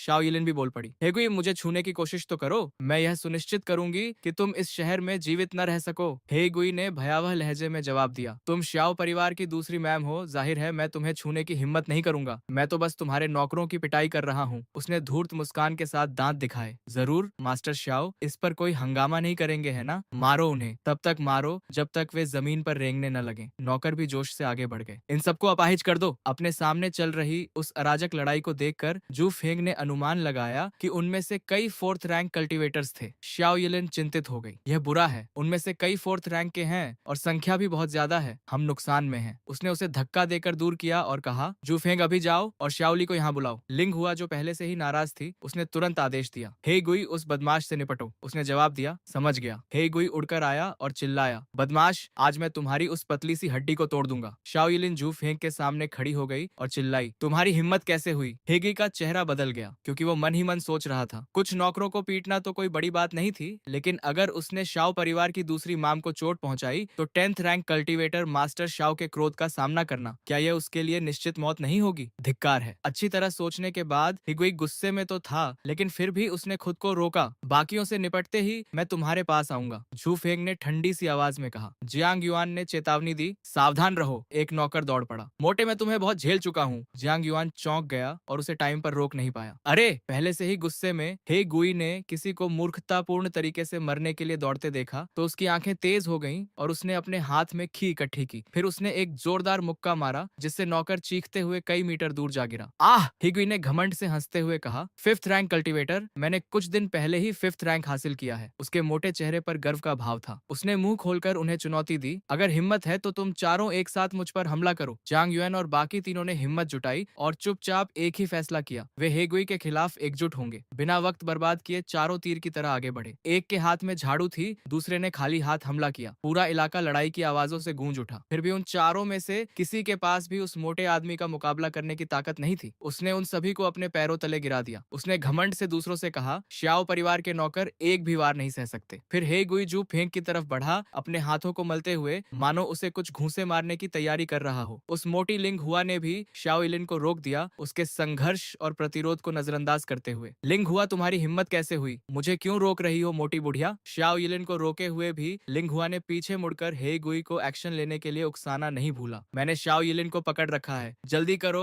और उस बदमाश की टांगे तोड़ दो। हे गुई ने अपने सामने खड़े नौजवान को घूरकर देखा और उसका उपहास उड़ाया। बदमाश, देखते हैं इस बार तुम्हें कौन बचाएगा। जो फेंक भी इस आदमी की भयानक ताकत को महसूस कर सकता था। 5th रैंक कल्टीवेटर की पावर ही 3 4th रैंक कल्टीवेटर्स को एक साथ गिराने के लिए काफी थी। हेगुई आंखों में जानलेवा इरादे लिए जो फेंक की तरफ बढ़ा, मुक्का मारने की तैयारी में। बदमाश, देखो मैं एक ही वार में तुम्हारी टांगे तोड़ देता हूँ। इसी बीच शाओ यिलिन लिंग हुआ की पकड़ से निकलने का रास्ता खोजने के लिए बेताब थी। वो हेगुई को रोकना चाहती थी, लेकिन वो मोटी बुढ़िया उसे कहीं जाने नहीं दे रही थी। फिर भी जू फेंग बेहद शांत था। हेगुई की स्पीड उसे बहुत धीमी लग रही थी और वो सोचने लगा, क्या सच में यही 5th रैंक कल्टीवेटर की स्पीड है? जू फेंग ने मन ही मन सोचा, ये इतनी धीमी गति से क्यों चल रहा है? इसी वजह से उसने आसानी से उस मोटे आदमी के मुक्के को चकमा दे दिया, जिससे हिगुई पूरी तरह से हैरान रह गया। गति के कारण उसका मुक्का जू फेंग को लगने के बजाय चूक गया और रेलिंग के टुकड़े टुकड़े हो गए। शाओ यिलिन भी इस बात से पूरी तरह चौंक गई कि जू फेंग एक 5th रैंक कल्टीवेटर के मुक्के को कैसे चकमा दे सकता है। और वो मोटा हेगुई भी जम गया। उसे समझ नहीं आ रहा था कि क्या हुआ। हेगुई के चेहरे के भाव बदल गए, लेकिन उसने अपना घमंडी रवैया बनाए रखा और कहा, तुम बदमाश आखिर थोड़े फुर्तीले तो हो ही। जू फेंग ने खुलेआम ये बात एक्सेप्ट की और उसे और भी चिढ़ाने में कोई कसर नहीं छोड़ी। मैं हमेशा से ही फुर्तीला रहा हूँ, खासकर तुम्हारे जैसे मोटे आदमी की तुलना में, जिसे सिर्फ गिरना आता है और फिर उठना नहीं। इस अपमान से क्रोधित होकर मोटा आदमी उछल पड़ा और उसने फिर से मुक्का मारा, लेकिन इस बार भी जू फेंग ने चकमा दे दिया। हेगुई का संतुलन एक बार फिर बिगड़ गया और उसकी मुट्ठी इतनी जोर से जमीन पर पड़ी कि जमीन फट गई। मोटी लिंग हुआ गुस्से से आग बबूला हो गई और लगातार चिल्लाने लगी, जबकि शाओ यिलिन अचंभित नजर आ रही थी। थी। एक बार चकमा देना शायद किस्मत की बात हो सकती है, लेकिन लगातार 2 बार यह महज संयोग नहीं था। मोटी बुढ़िया ने गुस्से में ही गुई पर चिल्लाते हुए कहा, तुम एक प्रतिष्ठित 5th रैंक कल्टीवेटर हो और एक छोटे बच्चे से निपटने के लिए इतनी मेहनत करनी पड़ती है। ही गुई मन ही मन चिढ़ गया। यह छोटा बदमाश मेरी इज्जत लूट रहा है। उसने एक दहाड़ मारी, अपनी कमीज फाड़ दी और चिल्लाया, बच्चे अब तुमने मुझे सच में गुस्सा दिला दिया है। शाओ यिलिन को फिर से जू फेंग की चिंता होने लगी। कितनी भयानक ऑरा है, अगर ऐसा ही चलता रहा तो जू फेंग खतरे में पड़ जाएगा। हेगुई ने अग्रेसिव होकर जू फेंग के चेहरे पर दहाड़ लगाई। देखते हैं कब तक चकमा देते रह सकते हो, निकम्मे बच्चे। जू फेंग ने पलटवार करते हुए कहा, किसने कहा कि मैं हमेशा चकमा देता रहूंगा। दृढ़ निश्चय के साथ जू फेंग उस मोटे आदमी के पास से तेजी से निकल गया और भौहें चढ़ा ली। मैं तुम्हें अपना आखिरी दांव दिखाऊंगा, हेगुई ने दहाड़ते हुए ताना मारा। मैं तुम्हारे दांव का इंतजार कर रहा था। जू फेंग अत्यंत आत्मविश्वास से आगे बढ़ा। मेरा छिपा हुआ हथियार ले लो। इतना कहकर उसने मुट्ठी भर पाउडर सीधे हेगुई की आंखों में फेंक दिया। इससे पहले कि वो कुछ रिएक्ट कर पाता, पाउडर उस मोटे आदमी की आंखों में चला गया, जिससे उसे इतनी तेज जलन हुई कि वो बच्चे की तरह चिल्ला उठा, मेरी आंखें, दर्द हो रहा है, दर्द हो रहा है। यह देखकर लिंग हुआ गुस्से से आग बबूला हो गई और बड़बड़ाते हुए बोली, बेकार कचरा। यह सब देखकर शाओ यिलिन बेहद खुश हो गई। वो खुद को रोक नहीं पाई और फिर से जू फेंग की बाहों में जा गिरी, जबकि लिंग हुआ सिर्फ दांत पीसती रही। जू फेंग तुम कमाल हो। मौका पाकर शाओ यिलिन ने जू फेंग से कहा कि वो जल्दी से उस मोटे आदमी को खत्म कर दे। जू फेंग तुरंत मान गया। जैसा आप कहे मैडम। उस मोटे आदमी को बेतहाशा हाथ पैर पटकते देख जू फेंग मन ही मन खुश हो गया। ऐसी गंदी चाल का शिकार होने के बाद हे गुई असहज होकर गुर्राया, तुम्हें तो मौत की इच्छा है। अचानक जू फेंग हाथ में ईंट लिए हे गुई के ठीक पीछे कूद पड़ा। उसने आत्मविश्वास से अपनी नई चाल का प्रदर्शन किया। हमेशा एक ऊंचा पहाड़ होता है और हमेशा कोई न कोई उससे भी बेहतर छल कपट में माहिर होता है। देखो मेरा अजेय डिवाइन वेपन, ईंट। उनकी मोटे आदमी की आंखें अब देख नहीं पा रही थीं, फिर भी उसे अपने पीछे हलचल सुनाई दी। वो दहाड़ा, तुम मौत को दावत दे रहे हो, और एक मुक्का मारा, लेकिन जू फेंग ने फुर्ती से फिर वार से बच गया। जू फेंग ने सावधानी पूर्वक निशाना साधा और फिर सटीक एम से ईंट फेंकी। ईंट सीधे मोटे आदमी के सिर पर लगी और वो मुंह के बल गिर पड़ा। हेगुई के कुछ साथी आगे बढ़ने ही वाले थे कि जू फेंग ने उन्हें रोकने के लिए हाथ उठाया और आदेश दिया, वहीं रुक जाओ। बोलते हुए उसने अपना पैर उठाया और हेगुई के सिर पर वार करने के लिए तैयार हो गया, ताकि उन साथियों को डरा सके। एक कदम भी आगे बढ़ाया तो मैं उसे कुचल दूंगा। मुझे नहीं पता उसके बाद वो जिंदा बचेगा या नहीं। उनमें से एक ने बस इतना कहा, अरे जल्दबाजी मत करो, सब लोग पीछे हट जाओ। उसी पल शाओ यिलिन ने गर्व से जू फेंग को गले लगाया। उसका चेहरा खुशी से भरा हुआ था और वो बार बार उसकी तारीफ कर रही थी। जू फेंग तुम अद्भुत हो, अभी तो बस कुछ ही दिन हुए हैं, तुम इतनी जल्दी कल्टीवेटर कैसे बन गए। एक लड़की के गले लगने से जू फेंग थोड़ा शर्मिंदा हुआ और उसने धीरे से उसे याद दिलाया, मैडम सब लोग देख रहे हैं। उनमें लिंग हुआ भी थी, जो गुस्से से आग बबूला हो रही थी। शाओ यिलिन ने तुरंत संयमित और गरिमापूर्ण चेहरा बनाकर लिंग हुआ से कहा, तो मेरे शाओ परिवार के नौकर वाकई कमाल हैं, है ना। फिर भी संतुष्ट न होकर वो उस मोटे आदमी के पास गई और उसे पैर से कुचलते हुए डांटने लगी। मेरे लोगों को परेशान करने का यही नतीजा होता है कमीने। जांग युआन और बाकी सबने भी एक दूसरे को उठने में मदद की। जांग युआन ने अजीब भाव से जू फेंग को देखा और मन ही मन सोचने लगा, क्या यह वही कमजोर जू फेंग है जिसे दिन भर तंग किया जाता था। वो तो बिल्कुल ही अलग इंसान लग रहा है। लिंग हुआ इस अपमान को सहन नहीं कर पाई और उसने अपने पंखे का हैंडल तोड़ दिया। उसने मुंह खोलकर उस पर लगातार गालियां बरसाईं। तू छोटा कमीना, जन्नत का रास्ता है और तू उसे नहीं अपनाना चाहता। ठीक है तो सीधे जहन्नम जा। शाओ यिलिन ने ताना मारा। लिंग हुआ हार मान ले। लिंग हुआ ने हाथ में कई काली गोलियां पकड़ी और चिल्लाई, आज मैं तेरे पूरे घर को सबक सिखाऊंगी। शाओ यिलिन की नजर लिंग हुआ के हाथ में जो कुछ था उस पर पड़ी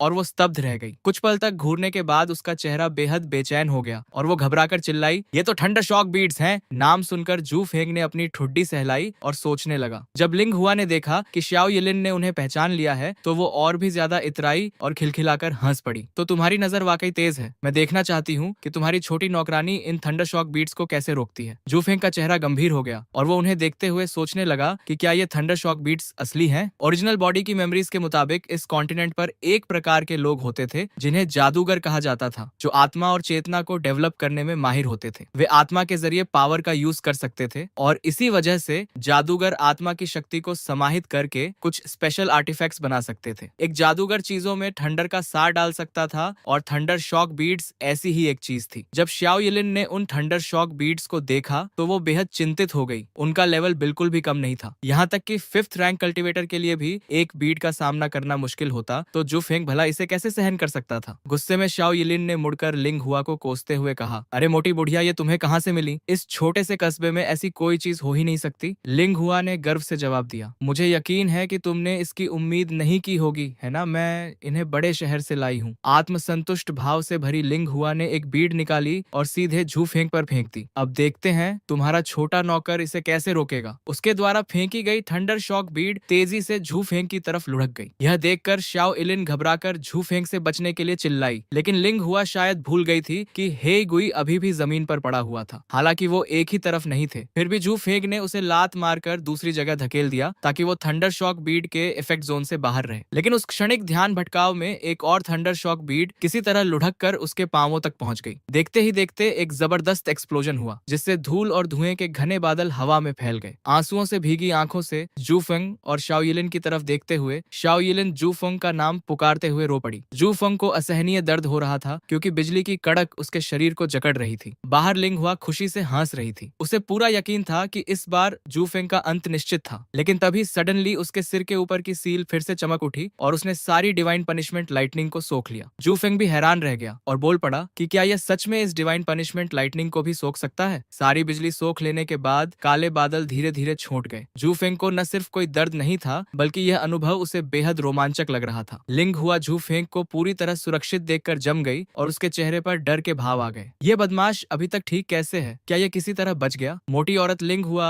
अभी भी इस बात को मानने से इनकार कर रही थी और उसने गुस्से में आकर कई और थंडर शॉक बीट्स फेंके। मैं ये मानने से इनकार करती हूँ कि तुम हर बार बच निकलोगे। लगातार बिजली के धमाके हुए, चारों तरफ धुआं फैल गया और बिजली की चिंगारियां कौंध गईं। यह दृश्य देखकर शाओ यिलिन और जियांग युआन दोनों का चेहरा पीला पड़ गया। वो चिंता से जूफेंग का नाम पुकारने लगे, लेकिन उन्हें नहीं पता था कि धुएं में छिपा हुआ जूफेंग बेहद एक्साइटेड था। इन थंडर शॉक बीट्स के अंदर की बिजली साधना में सहायक हो सकती थी। जो फेंक के सिर के ऊपर की सील लगातार बिजली सोख रही थी, जिससे वो आनंदित हो रहा था। दाओ शुआंग शास्त्र के साथ मिलकर इसने उसकी ताकत कई गुना बढ़ा दी थी। एक भयावह भाव के साथ लिंग हुआ ने कुछ और बीट्स फेंकने की तैयारी की। वो देखना चाहती थी कि वो इसे कब तक झेल सकता है। शाओ इलिन और जियांग युआन ने झू फेंग को भागने के लिए चिल्लाया, लेकिन जब लिंग हुआ ने लापरवाही से कई थंडर शॉक बीट्स फेंके तो झू फेंग बिना किसी डर के सीधे उनकी तरफ दौड़ पड़ा। अपनी आंखों के सामने यह देखकर शाओ यिलिन अवाक रह गई, जबकि जियांग युआन को लगा कि झू फेंग पूरी तरह मूर्खता कर रहा था। क्या बिजली गिरने से वो इतना बेसुध हो गया था? फिर भी झू फेंग पूरी तरह सेफ था। धुएं में खड़े होकर उसने उस मोटी औरत को ताना मारा कि तुम्हारी थंडर शॉक बीट्स बस इतना ही कर सकती हैं, दिखने में ठीक हैं लेकिन किसी काम की नहीं। झू फेंग ने मन ही मन अपनी ताकत का आकलन किया और खुद हैरान रह गया। इतने कम वक्त में ही वो 4th रैंक पर पहुंच गया था। लिंग हुआ गुस्से से आग बबूला थी। अब उसके हाथ खाली थे और वो चीखने के अलावा कुछ नहीं कर सकती थी कि उसने सारी बीट्स फेंक दी थी, फिर भी वो कैसे बचा रहा। उस जादूगर को धिक्कार है जिसने इस युवती को धोखा देने की हिम्मत की। शाओ यिलिन ने बाहें मोड़कर लिंग हुआ पर ताना मारा कि वो थंडर शॉक बीट्स से उसके एक मामूली नौकर को भी नहीं हरा सकती। अगर वो उसकी जगह होती तो शर्म से भाग जाती। तुम बुरी तरह हार चुके हो तो यहाँ रुककर खुद को और अपमानित क्यों कर रहे हो? क्रोधित होकर लिंग हुआ ने अपने लोगों को पीछे हटने का इशारा किया और बोली, चलो चलते हैं। लिंग हुआ के दल के जाने के बाद शाओ यिलिन ने थोड़ी हैरानी से झू फेंग की तरफ देखा। उसने कभी नहीं सोचा था कि यह साधारण नौकर झू फेंग इतना ताकतवर होगा। फिर शाओ यिलिन मुड़ी और नौकरों को निर्देश दिया कि आज जो हुआ है वो बाहर नहीं फैलना चाहिए, खासकर घर में रहने वाले ली वे और ली हेक्सुएन को तो बिल्कुल नहीं। नौकरों ने तुरंत जवाब दिया, जी दूसरी मालकिन। फिर वो जूफेंग की तरफ मुड़ी और बोली कि अब उसे सच में यकीन था कि 1 महीने बाद वो ली वे को चैलेंज दे सकता था। वो उसे हराते हुए देखने का इंतजार करेगी। जूफेंग ने हाथ जोड़कर बहुत बहुत शुक्रिया कहा। फिर शाओ यिलिन ने जूफेंग को इनाम देने की तैयारी करते हुए दृढ़ता से कहा कि इस बार उसने बहुत अच्छा काम किया और लिंग परिवार के घमंड को चूर चूर कर दिया। उसे क्या इनाम चाहिए? जब तक यह मेरे पास है यह युवती कंजूसी नहीं करेगी। यह सुनकर शाओ यिलिन की आशा भरी निगाहों के नीचे जूफेंग ने अपनी ठोड़ी सहलाई और कुछ पल सोचा। अगर उसके पास वह चीज है तो क्या वो उसे दे देगी? जूफेंग को अभी भी हिचकिचाते देख शाओ यिलिन ने उसे फिर उकसाया कि क्या चाहते हो जूफेंग? लेकिन उसे जरा भी अंदाजा नहीं था कि जूफेंग का दिमाग पूरी तरह गलत डायरेक्शन में जा चुका था। इतने सारे लोगों के सामने उसकी आंखें मानो दिल की तरह चमक उठी और उसने कहा, मैं तुम्हें चाहता हूँ। शाओ यिलिन को अभी भी पूरी तरह समझ नहीं आया कि उसका क्या मतलब था। वो पास आई, उसके चेहरे को घूरकर देखा और पूछा, मुझे चाहते हो? मुझसे क्या चाहते हो? जूफेंग इतना शर्मिंदा हुआ कि उसकी नाक से खून बहने लगा। उसने अपना सिर खुजाया और अजीब तरह से बात बदल दी। दूसरी मालकिन, मुझे जो भी देने को तैयार हो वही मैं चाहता हूँ। मैं बहुत आसानी से खुश हो जाता हूँ। इस बीच वो मन ही मन सोच रहा था कि यह दूसरी मालकिन वाकई आश्चर्यजनक रूप से भोली है। शाओ यिलिन को अभी भी जूफेंग का मतलब समझ नहीं आया, इसलिए उसने बस हाथ हिलाया और यह कहते कहते हुए चली गई कि छोड़ो, उसे 10 तेल दे देती है, वापस जाओ और नौकर से मांग लो। इससे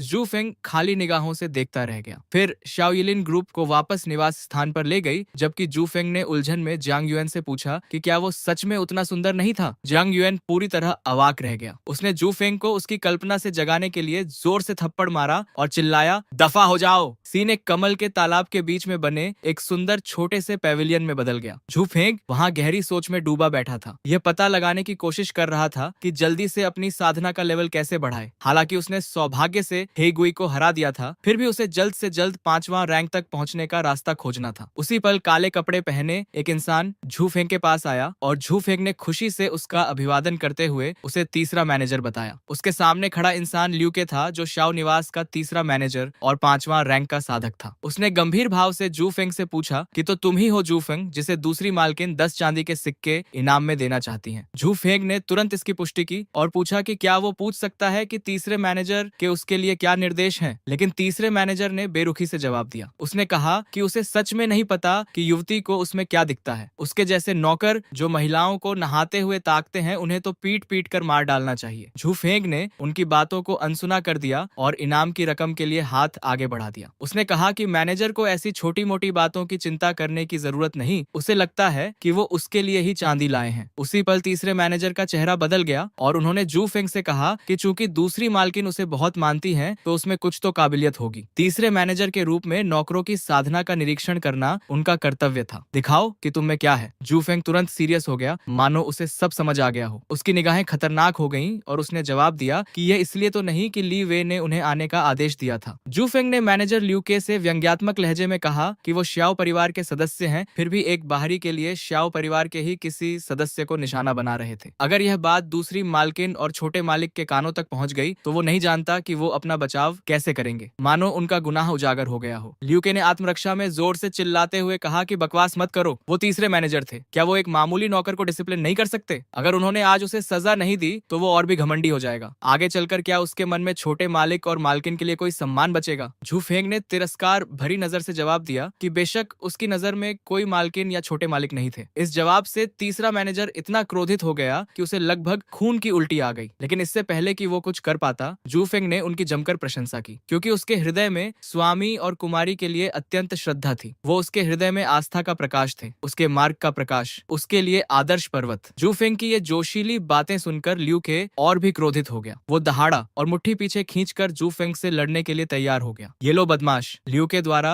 उस पर किए जा रहे कॉम्बैट टेक्निक्स को देखकर जू फेंग बच गया, लेकिन मन ही मन सोचा कि ली वे ने उसे उसकी बांह तोड़ने का आदेश दिया होगा। चूकने के बाद ल्यूके ने अपनी इज्जत बचाने की कोशिश करते हुए जोर से कहा कि बुरा नहीं, उसने उसके एक मुक्के को तो डोड़ कर ही दिया, उसमें वाकई हुनर था। झू फेंग का चेहरा सीरियस हो गया और वो मन ही मन सोचने लगा। ऐसा लग रहा था कि ली वेई ने ही उसे उससे निपटने के लिए भेजा था। ली वेई ने उसे बहुत सारे फायदे दिए होंगे, वरना वो शाओ यिलिन से सजा पाने का जोखिम कैसे उठा सकता था। ल्यूके ने एक और मुक्का मारा, लेकिन जू फेंग फिर बच गया। फिर उसने एक और वार किया और जू फेंग एक बार फिर उछलकर बच गया। ल्यूके ने कभी उम्मीद नहीं की थी कि जू फेंग लगातार 3 बार उससे बच जाएगा। इससे वो थोड़ा घबरा गया। तुम मेरे 3 लगातार मुक्कों से बच सकते हो? लगता है तुम में वाकई काफी ताकत है। पहले जब लोग कहते थे कि तुम साधक बनोगे तो उसे यकीन नहीं होता था, लेकिन अब लगता था कि वो सबको बेवकूफ बनाने के लिए शुरू से ही कमजोर होने का नाटक कर रहा था। फिर उसका लहजा खतरनाक हो गया। बच्चे श्याओ परिवार की मुक्केबाजी टेक्निक का स्वाद चखो, जो उसे गुरु लिन ने खुद सिखाई थी। जैसे ही ल्यूके ने अपनी अगली चाल चलने की तैयारी की, झू फेंग ने उसे देखा और मन ही मन सोचा कि यह श्याओ परिवार की बॉक्सिंग टेक्निक थी। अब बचने का कोई रास्ता नहीं था, उसे पूरी ताकत लगानी होगी। बूढ़े ल्यूके ने झू फेंग की तरफ सीधा एक मुक्का मारा और झू फेंग ने भी कोई संयम नहीं दिखाया और सीधे पलटवार किया। उनके मुक्के एक जोरदार धमाके के साथ टकराए। झू फेंग कमल के तालाब से बाहर जा गिरा, जबकि ल्यूके काफी दूर पीछे की तरफ धकेल दिया गया। ल्यूके का चेहरा और भी सतर्क हो गया। क्या वो सच में उसे एक कदम पीछे हटने पर मजबूर कर सकता था? लगता है उसने इस बदमाश को कम आंका था। झू फेंग, जिसने अभी अभी निहत्थे रहकर बचाव किया था, अपने हाथ में तेज दर्द महसूस कर रहा था और दर्द कम करने के लिए उसे बार बार हिला रहा था। इस बूढ़े आदमी ने लगभग उसका हाथ बेकार कर दिया था। दोनों में सिर्फ 1 रैंक का अंतर था, फिर भी इतना बड़ा फर्क था। ल्यूके ने हार मानने से इनकार कर दिया और जू फेंग पर फिर से हमला कर दिया, उसे बुरी तरह पीटने के इरादे से। लेकिन जू फेंग ने एक बार फिर आसानी से वार से खुद को बचा लिया। एक ही मुक्के से लियू के पानी को हिंसक लहरों में उछाल सकता था। वो झू फेंग से हवा में ही लड़ने का मौका ढूंढ रहा था। उनके मुक्के फिर से टकराए, जिससे आसमान में में एक और जोरदार गड़गड़ाहट हुई। लियू के से सीधे टकराने के बाद झू फेंग हवा में और ऊपर उछल गया और पास की एक छत पर जा गिरा। वहां बैठकर उसने नीचे खड़े आदमी से निपटने की स्ट्रेटेजी पर जल्दी से सोचा। उसका हाथ पहले से ही सूजा हुआ और लाल था, इसलिए जू फेंग जानता था कि उसे अपनी ताकत का सावधानी से इस्तेमाल करना होगा। अपनी करंट पावर से वो ल्यूके से सीधे मुकाबले में नहीं उतर सकता था। नीचे से ल्यूके ने ऊपर जू फेंग की तरफ देखा और घमंड से उसे चैलेंज दिया। जू फेंग, यह सेवक तुम्हें आज्ञाकारी सेवक होने का मतलब सिखाएगा। यह सुनकर जू फेंग ने तिरस्कार भरी हंसी हंसते हुए उसकी तरफ देखा। सेवक लियू, जल्दी से पीछे देखो। जू फेंग के ऐसा कहते ही लियू के मुड़ा और उसका चेहरा तुरंत शौक से भर गया। उसे घोर आश्चर्य हुआ कि शाओलिनलू और शाओ यिलिन ठीक उसके पीछे खड़ी थी। उसके दिल में दहशत दौड़ गई, लेकिन उसने शांत रहने का नाटक करते हुए जू फेंग से कहा कि आज तो वो खुद को भाग्यशाली समझे, लेकिन अगर आज बच गया तो क्या कल बच पाएगा। जू फेंग ऊपर से कूदा और लियू के का नाम पुकारते हुए निडर और साहसी आवाज में बोला, अगर हिम्मत है तो आधा महीना इंतजार करो। आधा महीना बीतने पर जब उसके घाव ठीक हो जाएंगे तब वो एक उचित ड्यूएल करेंगे। इस तरह अगर वो उसे मार भी दे तो न स्वामी जी और न श्रीमती जी उस पर कोई दोष लगा सकेंगे। लियू के ने जू फेंग को हैरानी से देखा, शायद सोच रहा था कि वो इस तरह चैलेंज देने के लिए पागल हो गया था। शाओलिनलू पीछे से आगे बढ़ी और पूछा कि वो दोनों क्या कर रहे थे। लियू के ने स्वामी जी और श्रीमती जी की तरफ आदर पूर्वक हाथ जोड़कर बात को घुमाने का मौका लपक लिया। स्वामी जी, एक मैनेजर होने के नाते नौकरों के ट्रेनिंग का निरीक्षण करना उसका कर्तव्य था। उसने सुना था कि जू फेंग एक साधक बन गया है और उसे इतनी खुशी हुई कि वो उससे अभ्यास करने आया था। लियू के जू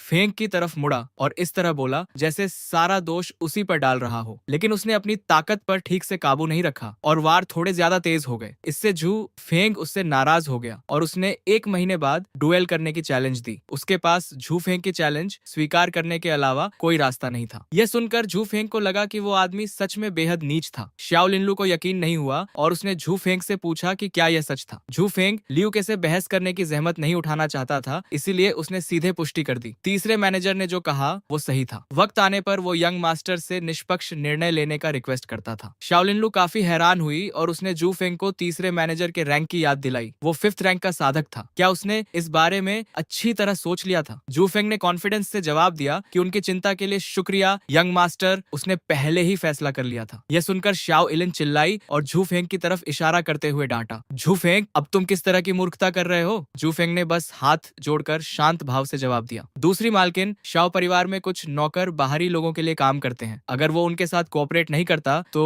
यह अपमानजनक होगा, है ना? जू फेंग की बात सुनकर शाओ यिलिन को लगा कि वो इशारा कर रहा था कि लियू के एक गद्दार था जो बाहरी लोगों से आदेश लेता था। उसने मन ही मन सोचा, क्या सच में किसी ने तीसरे सेवक को जू फेंग से निपटने के लिए भेजा था? हालांकि शाओ लिनलू को कोई खास चिंता नहीं थी। वो बस मुड़ा और चला गया। अपनी बहन को भी वापस आने को कहा। यिलिन, चलो चलते हैं। चूंकि दोनों ने फैसला कर लिया है, हमें उन्हें अकेला छोड़ देना चाहिए। 3 दिन बीत गए। इस दौरान जू फेंग जंगल में भटकता रहा, 5वां रैंक तक पहुंचने का तरीका सोचता रहा। पूरे 3 दिन बीत गए थे, फिर भी उसे 5वां रैंक में एंटर करने का कोई रास्ता नहीं मिला था। अब सिर्फ एक ही ऑप्शन बचा था, पीछे के पहाड़ में जाकर खूंखार जानवरों का शिकार करना, यह देखना कि क्या बाहरी दबाव उसकी इंटरनल कैपेबिलिटी को बाहर निकाल सकता था। शायद इससे उसे चेची पावर हासिल करने में मदद मिलती। जू फेंग ने अभी अभी एक जंगली सुअर को मारा था, लेकिन वो इस ट्रेनिंग मेथड से खुश नहीं था। वो बहुत आसानी से मर गया था। ऐसा लग रहा था कि डैगर साधना के लिए बेकार थे। सिर्फ खतरनाक जानवरों से सीधे लड़कर ही वो अपनी छिपी हुई कैपेबिलिटी को बाहर निकाल सकता था। तभी एक पेड़ के पीछे से जू फेंग को एक और टारगेट दिखा, एक भालू। उसकी दिलचस्पी तुरंत बढ़ गई। वो भालू से निहत्थे लड़ने के इरादे से आगे बढ़ा और बोला, तुम कमीने जानवर। भालू गुस्से से दहाड़ा, उसकी आंखें खून की तरह लाल हो गईं। उस खूंखार जानवर के एक ही वार से जू फेंग हवा में बहुत दूर जा गिरा। वो पीछे की तरफ उछला और सौभाग्य से एक बड़ी चट्टान से टकरा कर रुक गया। हालांकि उसे पीछे धकेला गया था, जू फेंग एक्साइटेड था। हाँ, यही तो असली मजा था। ये तो कमाल था। अपने दुश्मन पर वार करने के बाद भालू ने इतराते हुए अपना पंजा छाटा, मानो उसने कोई बड़ी जीत हासिल कर ली हो। लेकिन जू फेंग बेहद जिद्दी था। जैसे ही भालू जाने वाला था, वो उसके पीछे भागा और फिर उकसाया, फिर से यहाँ आना कमीने भालू। इस बार भी वही हुआ। जू फेंग को जोरदार थप्पड़ पड़ा और वो सैकड़ों मीटर हवा में उछल गया। 1 घंटा बीत गया। किसी को लग सकता था कि भालू द्वारा इतनी बार उछाले जाने के बाद जू फेंग हार मान लेगा, लेकिन इसके उलट वो एक्चुअली इसका मजा ले रहा था। अब तो भालू भी डर गया था और भागने लगा था। जू फेंग उसके पीछे भागा और उससे अपने साथ प्रैक्टिस जारी रखने की जिद करने लगा। तभी सडनली जैसे ही भालू भागा, कहीं से सफेद कपड़े पहने एक युवक निकला और उसने तलवार से उस पर वार किया। फिर उसने जू फेंग से कहा कि उसे पहाड़ों में किसी ऐसे इंसान की उम्मीद नहीं थी जो जंगली जानवरों से नंगे हाथों से लड़ता हो। उस इंसान ने अपना परिचय दिया, मैं झो यांग हूँ। वो और उसके साथी यहाँ से गुजर रहे थे और जब उन्होंने उसे खतरे में देखा देखा तो वो उसकी मदद करने आए। जो यांग के बगल में दो और लोग खड़े थे, जाओबाई और वांगलू। लेकिन जुफेंग को उन तीनों युवकों के परिचय में कोई खास दिलचस्पी नहीं थी। उसने जमीन पर पड़े मृत जानवर को खेत भरी नजरों से देखा। उसकी ट्रेनिंग पूरी तरह बर्बाद हो गई थी। जुफेंग जो यांग की इस अनचाही दया के लिए उसे दोष नहीं दे सकता था, इसलिए उसने बस अपना परिचय दिया और शुक्रिया कहा। फिर झो यांग ने एक चाकू निकाला और झू फेंग से कहा कि लो भाई, अगली बार जब जंगल में जाओ तो आत्मरक्षा के लिए हथियार ले जाना याद रखना। लेकिन झू फेंग ने अपना चाकू निकाला और झो यांग को बताया कि उसके पास पहले से ही एक चाकू था। इससे झो यांग को शक हुआ और उसने मन ही मन सोचा कि क्या यह आदमी पागल था। यह खूंखार जानवरों से भिड़ता था और चाकू इस्तेमाल नहीं करता था, बल्कि नंगे हाथों से लड़ता था। कुछ ही देर में जंगल में जोरदार हंसी गूंज उठी। तो बात यह थी। झू फेंग की बात सुनकर झो यांग जोर से हंस पड़ा। माफ करना भाई जू। उसे लगा था कि उस भालू ने उसे सच में कोने में धकेल दिया था। जू फेंग ने रूठने का नाटक किया और बोला कि क्या सच में इतना मजाक था। लेकिन जो यांग के मन में अभी भी एक सवाल था और उसका चेहरा सीरियस हो गया जब उसने कहा कि भाई जू, इस तरीके से 5वां रैंक तक पहुंचना बेहद मुश्किल था। सक्सेस रेट कम थी और यह बिल्कुल भी फायदेमंद नहीं था। यह सुनकर जू फेंग हैरान रह गया। उसने तुरंत हाथ जोड़कर ऑनेस्टली पूछा कि क्या वो पूछ सकता था कि उन तीनों ने 5वीं रैंक तक पहुंचने के लिए कौन सा तरीका अपनाया था। उन लोगों ने अनगिनत परीक्षाओं का सामना किया होगा और बहुत सारी मुश्किलें सहन की होंगी, है ना? लेकिन झो यांग ने सिर हिलाया। नहीं, उन तीनों ने अपने परिवार के बड़ों की ताकत उधार ली थी। उन्होंने उन्हें 5वां रैंक तक पहुंचने में मदद की थी। जाओबाई ने सहमति जताई। बिल्कुल सही, वो तीनों चंदन वैली में पले बढ़े थे। इस बीच वांगलू ने झू फेंग की ताकत को स्वीकार किया और उसकी तारीफ की। दरअसल भाई झू की प्रतिभा को देखते हुए उसे लगता था कि अगर वो किसी मिस्टीरियस आइटम से थोड़ी सी ताकत उधार लें तो बहुत जल्दी रैंक पार कर लेंगे। ये कोई बड़ी प्रॉब्लम नहीं होगी। लेकिन झू फेंग को उन शब्दों की ज्यादा परवाह नहीं थी। उसने कहा कि वो उसकी जरूरत से ज्यादा तारीफ कर रहे थे। वो झू फेंग तो बस एक मामूली नौकर था, उसके पास कुछ भी नहीं था। वो चलता था। लेकिन झो यांग ने उसे रोक कर कुछ कहा। सच कहूं तो भाई जू, वो इस बार यहाँ इसलिए आए थे क्योंकि उन्होंने सुना था कि यहाँ एक फायर टाइप मिस्टीरियस आइटम प्रकट हुई थी जिसे लुयन मिस्टिक फ्लेम कहते थे। वो बिना पैसे खर्च किए इसकी ताकत उधार लेकर 5वां रैंक तक पहुंच सकता था। यह सुनकर झू फेंग की आंखें चमक उठी और उसने दृढ़ निश्चय से मुट्ठियां भींच ली। तो क्या सच में यहाँ ल्यूयान मिस्टिक फ्लेम थी? ल्यूयान मिस्टिक फ्लेम 2 मिलियन टेल चांदी के बराबर एक दुर्लभ खजाना थी। अगर इसे रिफाइन और एब्जॉर्ब किया जाए तो 6ठे रैंक का कोई व्यक्ति भी 9वें रैंक तक पहुंच सकता था। लुयान मिस्टिक फ्लेम का जिक्र करने के बाद उन तीनों ने साफ कर दिया कि वो जू फेंग को अपने साथ लाना चाहते थे। सच कहूं तो उन्हें यकीन नहीं था कि भाई जू उनके साथ आने में इंटरेस्ट लेंगे या नहीं। जू फेंग ने अपनी क्यूरियोसिटी दिखाने के लिए तुरंत हाथ जोड़ लिए। भाई जो का गाइड करने के लिए बहुत बहुत शुक्रिया। लेकिन जो यांग ने हाथ हिलाकर कहा कि उन्हें एक और इंसान का इंतजार करना होगा। एक लड़की उसके पीछे पीछे आती हुई आई और मुंह फुलाते हुए बोली कि जो यांग, अगर तुम उसे छोड़कर चले गए तो वो नहीं जाएगी। यह लड़की लियू क्वानरू थी। झू फेंग को देखकर वो थोड़ी हैरान हुई और बोली कि यह कौन था। जो यांग ने झू फेंग की तरफ इशारा करते हुए परिचय कराया। यह उनका नया दोस्त झू फेंग था जिससे वो अभी मिले थे। लेकिन लियू क्वानरू ने कोई इंटरेस्ट नहीं दिखाई और सबको आगे बढ़ने के लिए उकसाया। चलो जल्दी चलें। झू फेंग को साफ महसूस हो रहा था कि उसे इग्नोर किया जा रहा था। जब लियू क्वानरू ने देखा कि झू फेंग उसे ऐसे घूर रहा था जैसे उसने उसे पहले कभी नहीं देखा हो, तो वो गुस्से से मुड़ी और डांटा। क्या देख रहे हो? क्या तुमने पहले कभी इतनी खूबसूरत लड़की नहीं देखी? झू फेंग को डांट पड़ी। लेकिन गुस्सा होने के बजाय उसने मजाक में जवाब दिया। उसने पहले भी सुंदरियां देखी थी, लेकिन किसी सुंदर पुरुष को नजरअंदाज करते हुए उसने कभी नहीं देखी थी। उसकी बातों से बाकी तीनों बिल्कुल चुप हो गए। लियू छियनरू ने हाथ बांधकर उसे चैलेंज दिया। एक सुंदर पुरुष? कहाँ? कहीं तुम अपने बारे में तो नहीं कह रहे? फिर वो जोर से हंस पड़ी। उसे जू फेंग की बात बहुत मजेदार लगी। जो यांग, तुम्हारा ये नया दोस्त तो मजाक करना बखूबी जानता था। जू फेंग नाराज सा लग रहा था और मन ही मन सोचने लगा,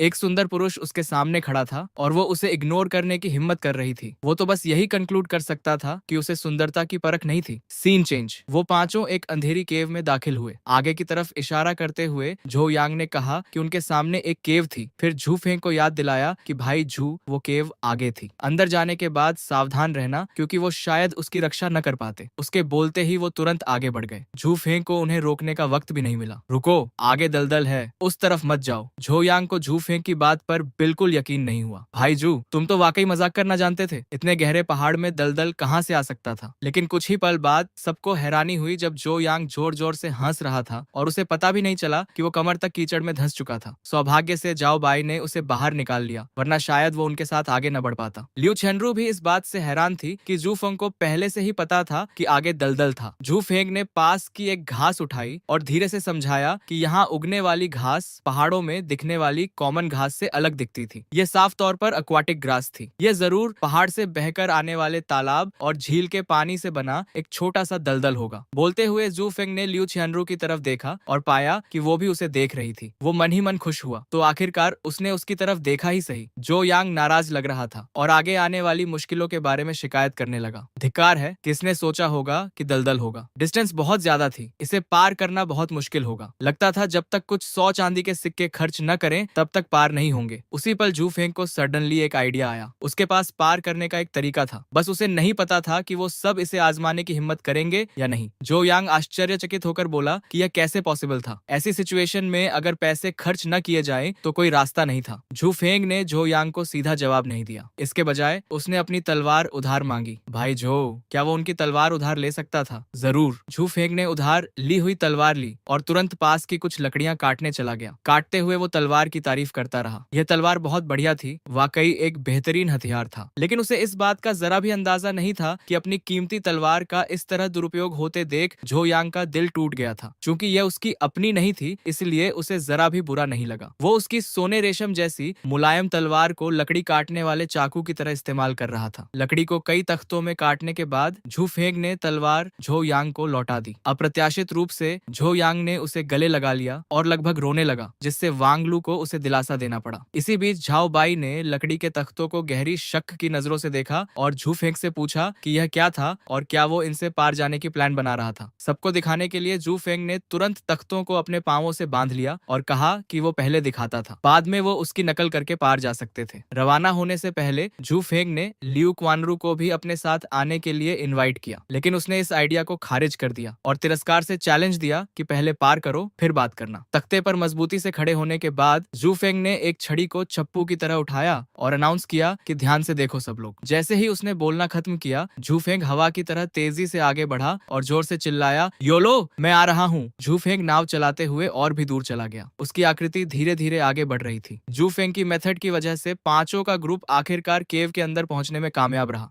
वांगलू चलते हुए कॉन्फिडेंटली बोला कि ल्यूयान मिस्टिक फ्लेम इसी केव में थी, उस पर भरोसा करो। ल्यूयान मिस्टिक फ्लेम निश्चित रूप से यही थी। यह सीक्रेट उसके घर के एक बूढ़े नौकर ने मरने से पहले बताया था। चलते चलते जू फेंग सडनली रुक गया। इससे जो यांग चौंक गया। भाई जो, तुम क्यों रुके? आगे देखते हुए जो यांग ने तुरंत प्रॉब्लम समझ ली। यहाँ इतने सारे रास्ते क्यों थे? अब कैसे पता चलेगा कि कौन सा रास्ता लेना था? जू फेंग ने कुछ देर सोचा, फिर एक रास्ते की तरफ इशारा करते हुए कहा कि इस तरफ जाना था। जो यांग को अभी भी थोड़ा शक था और उसने फिर पूछा कि क्या वो श्योर था। जू फेंग ने तुरंत जवाब दिया कि उसे नहीं लगता कि वो गलत था। ग्रुप जू फेंग के पीछे केव में चला गया। जैसे जैसे जो यांग आगे बढ़ा, उसने टेम्परेचर में बदलाव महसूस किया। ये और गर्म होता जा रहा था। ये जरूर ल्यूयान मिस्टिक फ्लेम ही होगी। जो यांग ने तुरंत अपनी क्यूरियोसिटी जाहिर की। भाई जू को ये रास्ता चुनने का कैसे पता चला? उसी पल उसने जू फेंग के प्रति अपनी एडमिरेशन भी जाहिर की। किसने सोचा होगा कि भाई जू जैसा एक साधारण नौकर इतना नॉलेजेबल होगा? जू फेंग ने इशारा करते हुए अपना लॉजिक समझाया। अगर ल्यूयान मिस्टिक फ्लेम सच में यहाँ थी तो गर्मी की वजह से जानवर आसानी से पास नहीं आते और इस केव में जानवरों के सबसे कम निशान थे, इसलिए उसने अंदाजा लगाया कि यही वो केव थी। जू फेंग की एक्सप्लेनेशन सुनकर जो यांग आश्चर्यचकित होकर उसकी तारीफ किए बिना नहीं रह सका। इस बीच लियू छियानरू थोड़ी दूरी पर खड़ी उन दोनों को देख रही थी और चुपचाप झू फेंग का आकलन कर रही थी। यह आदमी वाकई असाधारण था। झू फेंग पूरे ग्रुप को आगे ले गया। जैसे जैसे वो केव में अंदर जाते गए, उसका अंदाजा और पक्का होता गया। यहाँ गर्म हवा चलने लगी थी। ये बस आगे ही होना चाहिए था। जैसे ही वो पहुंचे, वांगलू ने गर्व से हंसते हुए सबको बताया कि उसके परिवार के बूढ़े नौकर ने कहा था कि ल्यूयान मिस्टिक फ्लेम चट्टान के नीचे की दरार में थी। बिना वक्त बर्बाद किए वांगलू ने बेसब्री से दूसरों का इंतजार किए बिना पहले चट्टान से कूदने की तैयारी शुरू कर दी। मैं पहले जा रहा हूँ। झू फेंग ने एक हाथ से पत्थर उठाया और वांगलू की जल्दबाजी देखकर पूछा कि क्या उसे पता भी था कि चट्टान कितनी गहरी थी और वो अभी से नीचे उतरना चाहता था। वांगलू ने कॉन्फिडेंस से जवाब दिया कि भाई झू को शायद यह नहीं पता होगा, लेकिन उस वक्त वो बूढ़ा नौकर खुद नीचे उतरा था। अगर उसके जैसा 5वां रैंक एक्सपर्ट ऐसा कर सकता था तो उसके लिए तो ये कोई प्रॉब्लम नहीं होगी। झू फेंग ने कुछ नहीं कहा। उसने बस उठाया हुआ पत्थर चट्टान के ऊपर से फेंक दिया। वांगलू हैरान होकर बोला कि भाई झू ने पत्थर क्यों फेंका? पत्थर बिना किसी आवाज के नीचे गिरा। नीचे का आकाश भयानक रूप से शांत था। यह देखकर वांगलू डर से कांपते हुए तुरंत वापस ऊपर चढ़ गया। झो यांग ने चट्टान की अथाह तबाह गहराई को देखकर झू फेंग से एडवाइस मांगी। ऐसा लगता था कि इस चट्टान की गहराई का अंदाजा लगाना नामुमकिन था। भाई झू के पास नीचे सेफ उतरने का कोई तरीका था क्या? कुछ देर सोचने के बाद झू फेंग ने एक बड़ी चट्टान से रोप बांधी और उसे चट्टान के किनारे तक खींच लाया। फिर उसने अपना बाहरी कपड़ा उतार दिया, जिससे उसके सुडौल पेट दिखाई देने लगे। जो यांग को यह अजीब लगा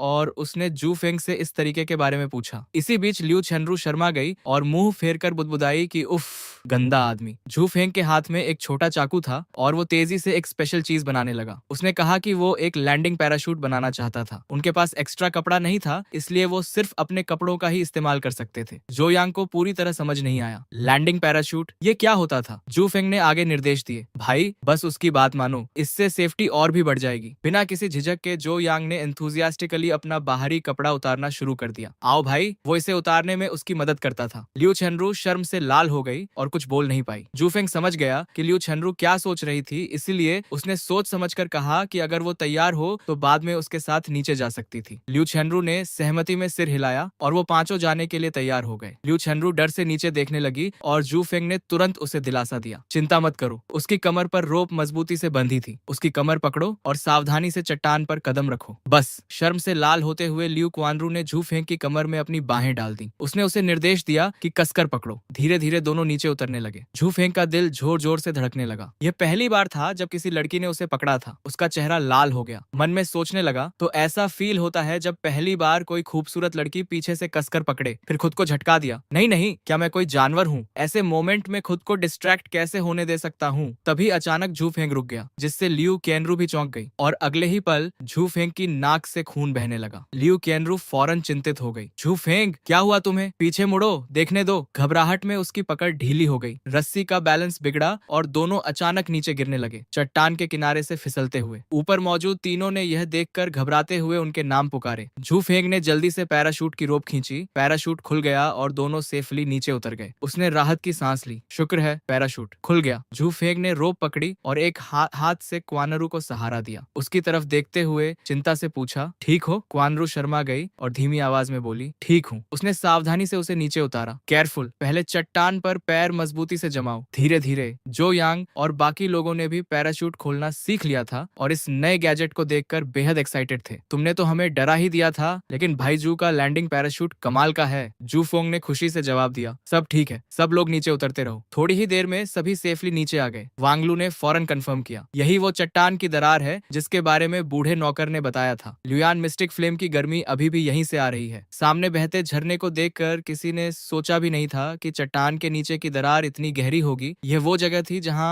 आम लोग कभी नहीं पहुंच सकते। जू फेंग ने आगे की तरफ इशारा करते हुए कहा, सब लोग उधर देखो। सामने ल्यूयान मिस्टिक फ्लेम प्रकट थी। झो यांग इसे देखते ही बेहद एक्साइटेड हो गया। चलो मिलकर इस रहस्यमयी ज्वाला को वश में करते हैं। जू फेंग को कुछ अजीब लगा। उसने आगे बढ़कर नदी के पानी को हाथ से परखा। अजीब, यह ल्यूयान मिस्टिक फ्लेम तो साल भर गर्म रहती है, फिर यहाँ की नदी इतनी ठंडी क्यों है? क्या यह? तभी लिu क्वानरू ने आगे की तरफ इशारा किया। रुको सब लोग, यह क्या है? सबकी आंखें फट गईं। वो विशाल नीला पत्थर असल में ल्यूयान मिस्टिक वाटर था। झो यांग पूरी तरह डम्फाउंडेड था। मैंने कभी नहीं सोचा था कि ये दोनों डिवाइन मिस्ट्रीज यहाँ एक साथ होंगी। झू फेंग ने समझकर सिर हिलाया। तो बात यह है। लिu क्वेनरू बिना एक पल घुमाए आगे दौड़ पड़ी। मुझसे इसके लिए मत लड़ो भाइयों, ल्यूयान मिस्टिक वाटर मेरा है। उसकी उत्सुकता देखकर झो यांग हंसते हुए मान गया। ठीक है छोटी बहन, हम कंपेट नहीं करेंगे, लेकिन सावधान रहना, डिवाइन मिस्ट्री को हैंडल करना आसान नहीं। लिu क्वेनरू ने फुल कॉन्फिडेंस से जवाब दिया। चिंता मत करो। मिस्टिक आइटम्स को वश में करने से पहले जो यांग ने एक बार जू फेंग को याद दिलाया, भाई जू, जब हम आगे बढ़ेंगे तो तुम्हें इनके भागने के सारे रास्ते पूरी तरह ब्लॉक करने होंगे। अगर डटे रहे तो 5वां रैंक तक पहुंच सकते हो, लेकिन अगर सहन न हो तो खुद पर जोर मत डालो, तुरंत पीछे हट जाओ। जू फेंग ने शुक्रिया अदा किया। बहुत बहुत धन्यवाद भाई जो, समझ गया। इसके बाद बाकी तीनों ने लिक्विड की बॉटल्स निकाली और उसे लगाया और पिया। यह देखते ही जू फेंग की पीठ पर ठंडा पसीना आ गया। क्या ये एंटी बर्न मेडिसिन है? सुना है इसकी कीमत हजारों सिल्वर कॉइन्स होती है। ये लोग सच में पैसे जला रहे हैं। तीनों को ल्यूयान मिस्टिक फ्लेम की तरफ दौड़ते देखकर जू फेंग ने मन में सोचा, इतनी दूर से भी इसकी गर्मी उबलते पानी जैसी तेज फील हो रही है। हेवन और अर्थ की मिस्ट्री से यही उम्मीद थी। तभी अचानक ल्यूयान मिस्टिक फ्लेम भड़क उठी और साथ में आग के भयंकर पिलर्स लेकर आई। जो यांग का चेहरा उतर गया। यह बुरा है, मिस्टिक फ्लेम ब्लूम हो रही है। उसने फौरन प्लान बताया। इसे रूट जमाने मत दो, वांगलू, तलवार से काट दो। एक ही बार में वांगलू ने ल्यूयान मिस्टिक फ्लेम की रूट्स काट दी। फिर जो यांग ने जाओ बाई की तरफ मुड़कर कहा, जो बाओ, ट्रेजर निकालो, मैं मिस्टिक मिस्टिक फ्लेम को इसमें डालूंगा। पलक झपकते जो बाओ ने ट्रेजर निकाल लिया और वे उस भयंकर मिस्टिक फ्लेम के सामने आग के सागर के बीच खड़े हो गए। जाओ बाई ने ट्रेजर यूज करके मिस्टिक फ्लेम को कंट्रोल करने की कोशिश की, लेकिन बहुत मुश्किल था। कोई फायदा नहीं। यह लुयन मिस्टिक फ्लेम बहुत पावरफुल है, इसे कंट्रोल करना इम्पॉसिबल है। इधर झू फेंग जमीन पर बैठकर अपनी एनर्जी को रिफाइन करने में जुटा था। उधर लियू क्वेनरू भी अपने मिस्टिक वाटर से जूझ रही थी। इसी नाजुक मोमेंट में जो यांग को एक आइडिया आया। लियू छियनरू, उस मिस्टिक वाटर को इधर लाओ ताकि ये दोनों एक दूसरे को न्यूट्रलाइज करें, वरना हम दोनों को कंट्रोल नहीं कर पाएंगे। लियू छियनरू ने एक तरकीब यूज की और दोनों मिस्टिक पावर्स को आपस में टकराने पर मजबूर किया। लुयन मिस्टिक फ्लेम और लुयन मिस्टिक वाटर एक दूसरे से टकराए और न्यूट्रलाइज होने लगे। जू फेंग कपड़े उतारे,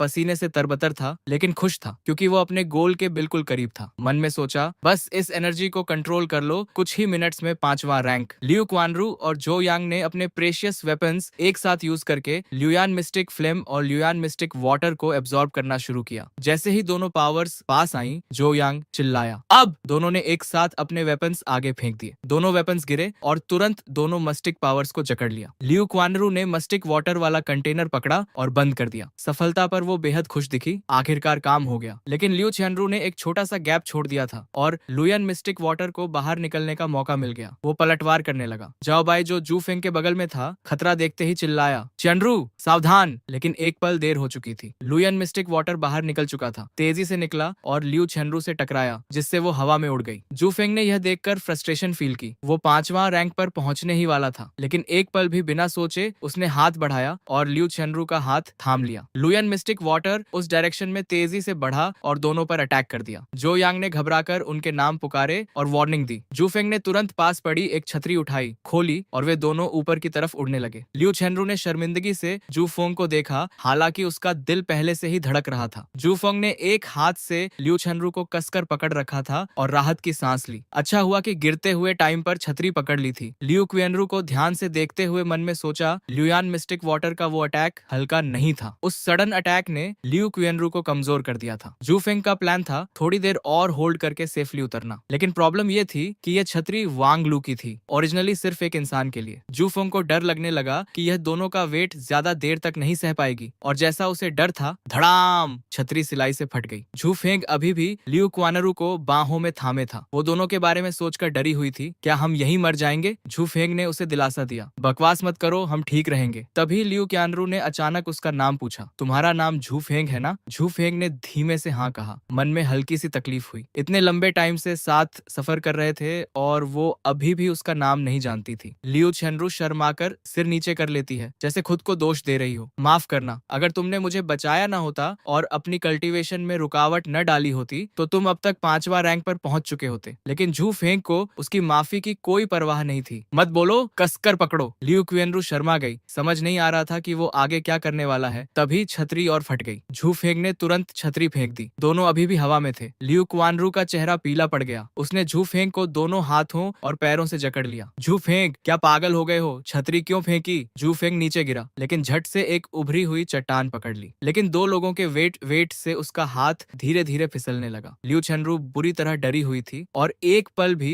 उसे छोड़ने को तैयार नहीं थी। झू फेंग जानता था कि वो रोने ही वाली है, फिर भी उसे थोड़ा चिढ़ाते हुए बोला, मैंने कहा था ना, हम मरने वाले नहीं, देखो अभी भी जिंदा हैं। लियू क्वानरू ने गुस्से से जवाब दिया, ठीक है भूत, तुमने तो हद ही कर दी। क्या ये और भी पक्की मौत नहीं है? आंखों में डर के आंसू भी थे और ऊपर से ऐसे लापरवाह इंसान का सामना। वो और भी नाराज हो गई। मन में सोचा, उसका पहला अंदाजा बिल्कुल सही था, ये आदमी सच में बेकार था। झू फेंग अचानक जोर से हंस पड़ा। नीचे देखते हुए बोला, देखो हमारे नीचे क्या है? लियू छियनरू ने नजरें नीचे की और हैरानी से बोली, एक पहाड़ी गुफा। उसकी दूरदर्शिता देखकर वो दंग रह गई। तो उसने पहले से ही उस गुफा में उतरने का प्लान बना रखा था। ठीक उनके सामने एक विशाल गुफा थी। आखिरकार दोनों सेफली उसके अंदर उतर गए। जू फेंग ने लियू छियनरू को देखा। वो जमीन पर घायल पड़ी थी। कमर के पास एक घाव था जिसमें तेज जलन हो रही थी। यह चोट तब लगी होगी जब वे पहाड़ी दरार से कूदे थे और चट्टानों से रगड़ खाते हुए गिरे थे। जू फेंग ने चिंता से पूछा, दर्द हो रहा है? लियू क्वानरू साफ तौर पर दर्द में थी, लेकिन फिर भी अकड़ दिखाई, मैं ठीक हूँ, मुझे तुम्हारी चिंता की जरूरत नहीं। इससे पहले कि वो अपनी बात पूरी कर पाती, झू फेंग ने झट से उसके कपड़े का एक हिस्सा फाड़ दिया, जिससे वो घबरा गई।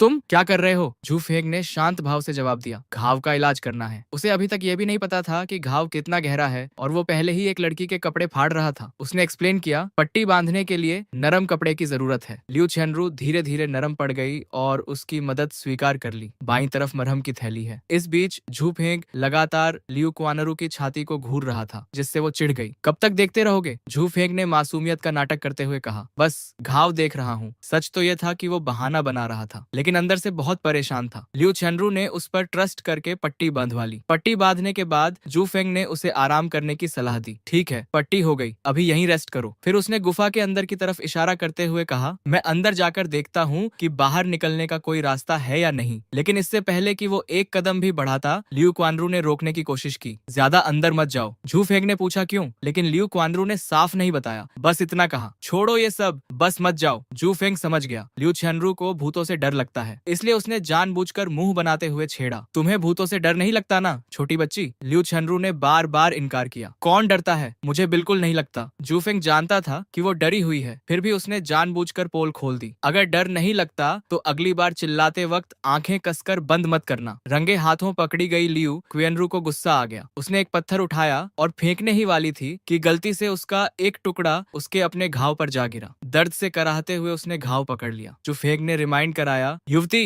हिलो मत, अगर कपड़े और फट गए तो पहनने के लिए कुछ नहीं बचेगा। तब तक उसकी बातों से चिढ़कर लियू क्वानरू का चेहरा लाल हो गया। जो फेंग ने अब उसे अकेला छोड़ने का इरादा नहीं रखा। देखता हूँ कोई पुरानी लियाना जैसी चीज मिले, वैसे भी यहाँ हमेशा के लिए नहीं रह सकते। तभी अचानक अंदर से एक जोरदार आवाज आई, गुफा के अंदर से। लियू चेनरू ने पूछा, क्या तुमने भी वो आवाज सुनी? लग रहा है जैसे पहाड़ के अंदर से बिजली कड़क रही हो। जू फेंग सोचने लगा, बिजली कड़कने जैसी आवाज, और अगले ही पल दोनों को एक साथ एहसास हुआ और दोनों एक साथ चिल्लाए, एक वज्र मस्टिक एंटिटी। जू फेंग एक पल के लिए रुका। वज्र मस्टिक एंटिटी सबसे ऊपर थी, सुप्रीम पावर का प्रतीक, मिस्टिक वाटर या मिस्टिक फ्लेम से कहीं ज्यादा वैल्यूएबल। जू फेंग ने लियू चेनरू को उठाया और साथ ले चलने का इरादा किया। अगर अंधेरे से डर लगता है तो मेरे साथ अंदर चलो और देखो। जैसे जैसे वे अंदर जाते गए, जू फेंग का यकीन और पक्का होता गया। लगता है सच में एक है, चलो देखते हैं। उसने अपनी पेस बढ़ा दी। आगे जाकर सच में एक प्रकट हुआ, एक महान मस्टिक एंटिटी। ये वाकई ल्यूयान मस्टिक थंडर था। लियू क्वेनरू भी हैरान रह गई। उसे उम्मीद नहीं थी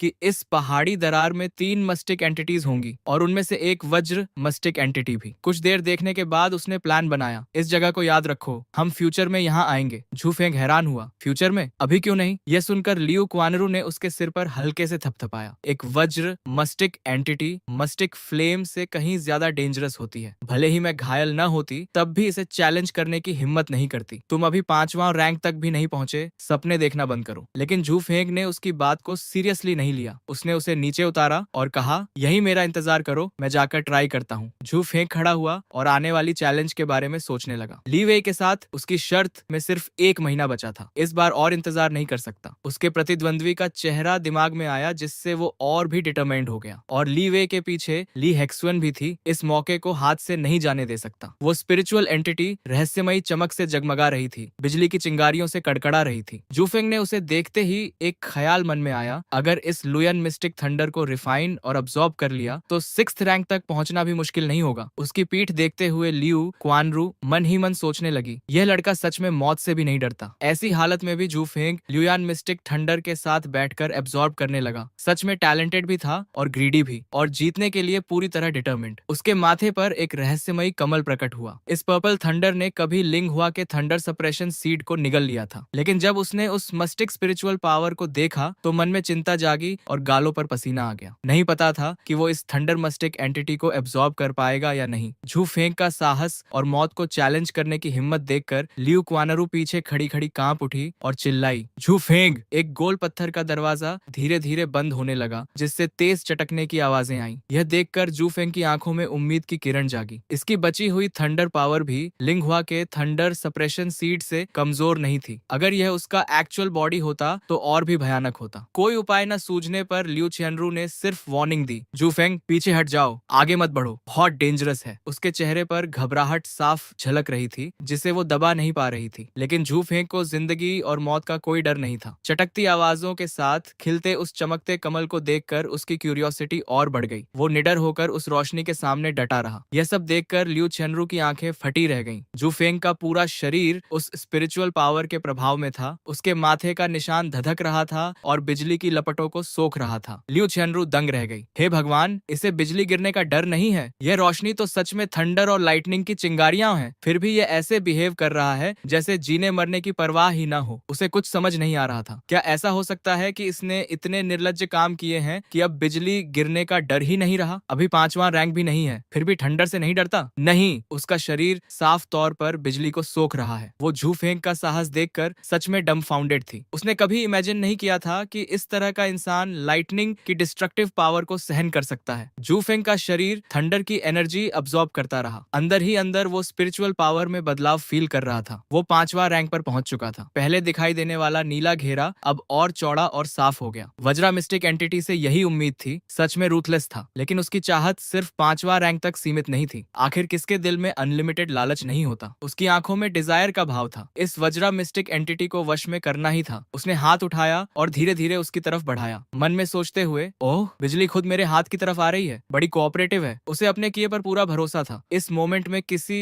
बात का डर नहीं था। जैसे ही उसने हाथ उस घेरे में बढ़ाया, गरजती हुई एनर्जी जोर से कड़क उठी। उसे इस हालत में देखकर लिu चेनरू घबरा गई। जू फेंग, पागल हो गए हो? हेवन अर्थ मिस्टिक थंडर को नंगे हाथों से कंट्रोल करना चाहते हो? जीने से थक गए हो? लेकिन उसकी बातों को कंप्लीटली इग्नोर करते हुए जू फेंग ने अपना काम जारी रखा और उस मस्टिक सर्कल के अंदर हेवन अर्थ मस्टिक थंडर को नंगे हाथों से जकड़ लिया। एक चकाचौंध भरी रोशनी बाहर की तरफ फैली, जिससे लिu क्वानरू पीछे की तरफ उड़ गई। गुफा की चट्टानी दीवारें भी उस मिस्टिक थंडर की डिस्ट्रक्टिव पावर को सहन नहीं कर सकी। पत्थरों में दरारें पड़ गईं। एक भयानक एक्सप्लोजन के साथ चट्टानी दीवार फट गई। लिu चेनरू स्टन्ड बैठी थी, शांत नहीं रह पा रही थी। फिर भी जूफंग के बारे में सोच रही थी। क्या वो अभी जिंदा है? कितना मूर्ख है, कल्टीवेशन के लिए जान की भी परवाह नहीं। उस मोमेंट में आंखों में आंसू लिए वो पीछे मुड़ी। उसे लगा कि झू फेंग के साथ कुछ बुरा हुआ होगा, लेकिन सामने का दृश्य देखकर वो ठिठक गई। झू फेंग अभी भी वहीं मजबूती से खड़ा था। उसका नंगा हाथ मिस्टिक थंडर को कसकर पकड़े हुआ। उसके घावों से खून बह रहा था, लेकिन उसकी नजरें बिल्कुल दृढ़ थीं। जिंदगी और मौत का कोई डर नहीं। लिu चेनरू को अपनी आंखों पर यकीन नहीं हो रहा था। नंगी मुट्ठी से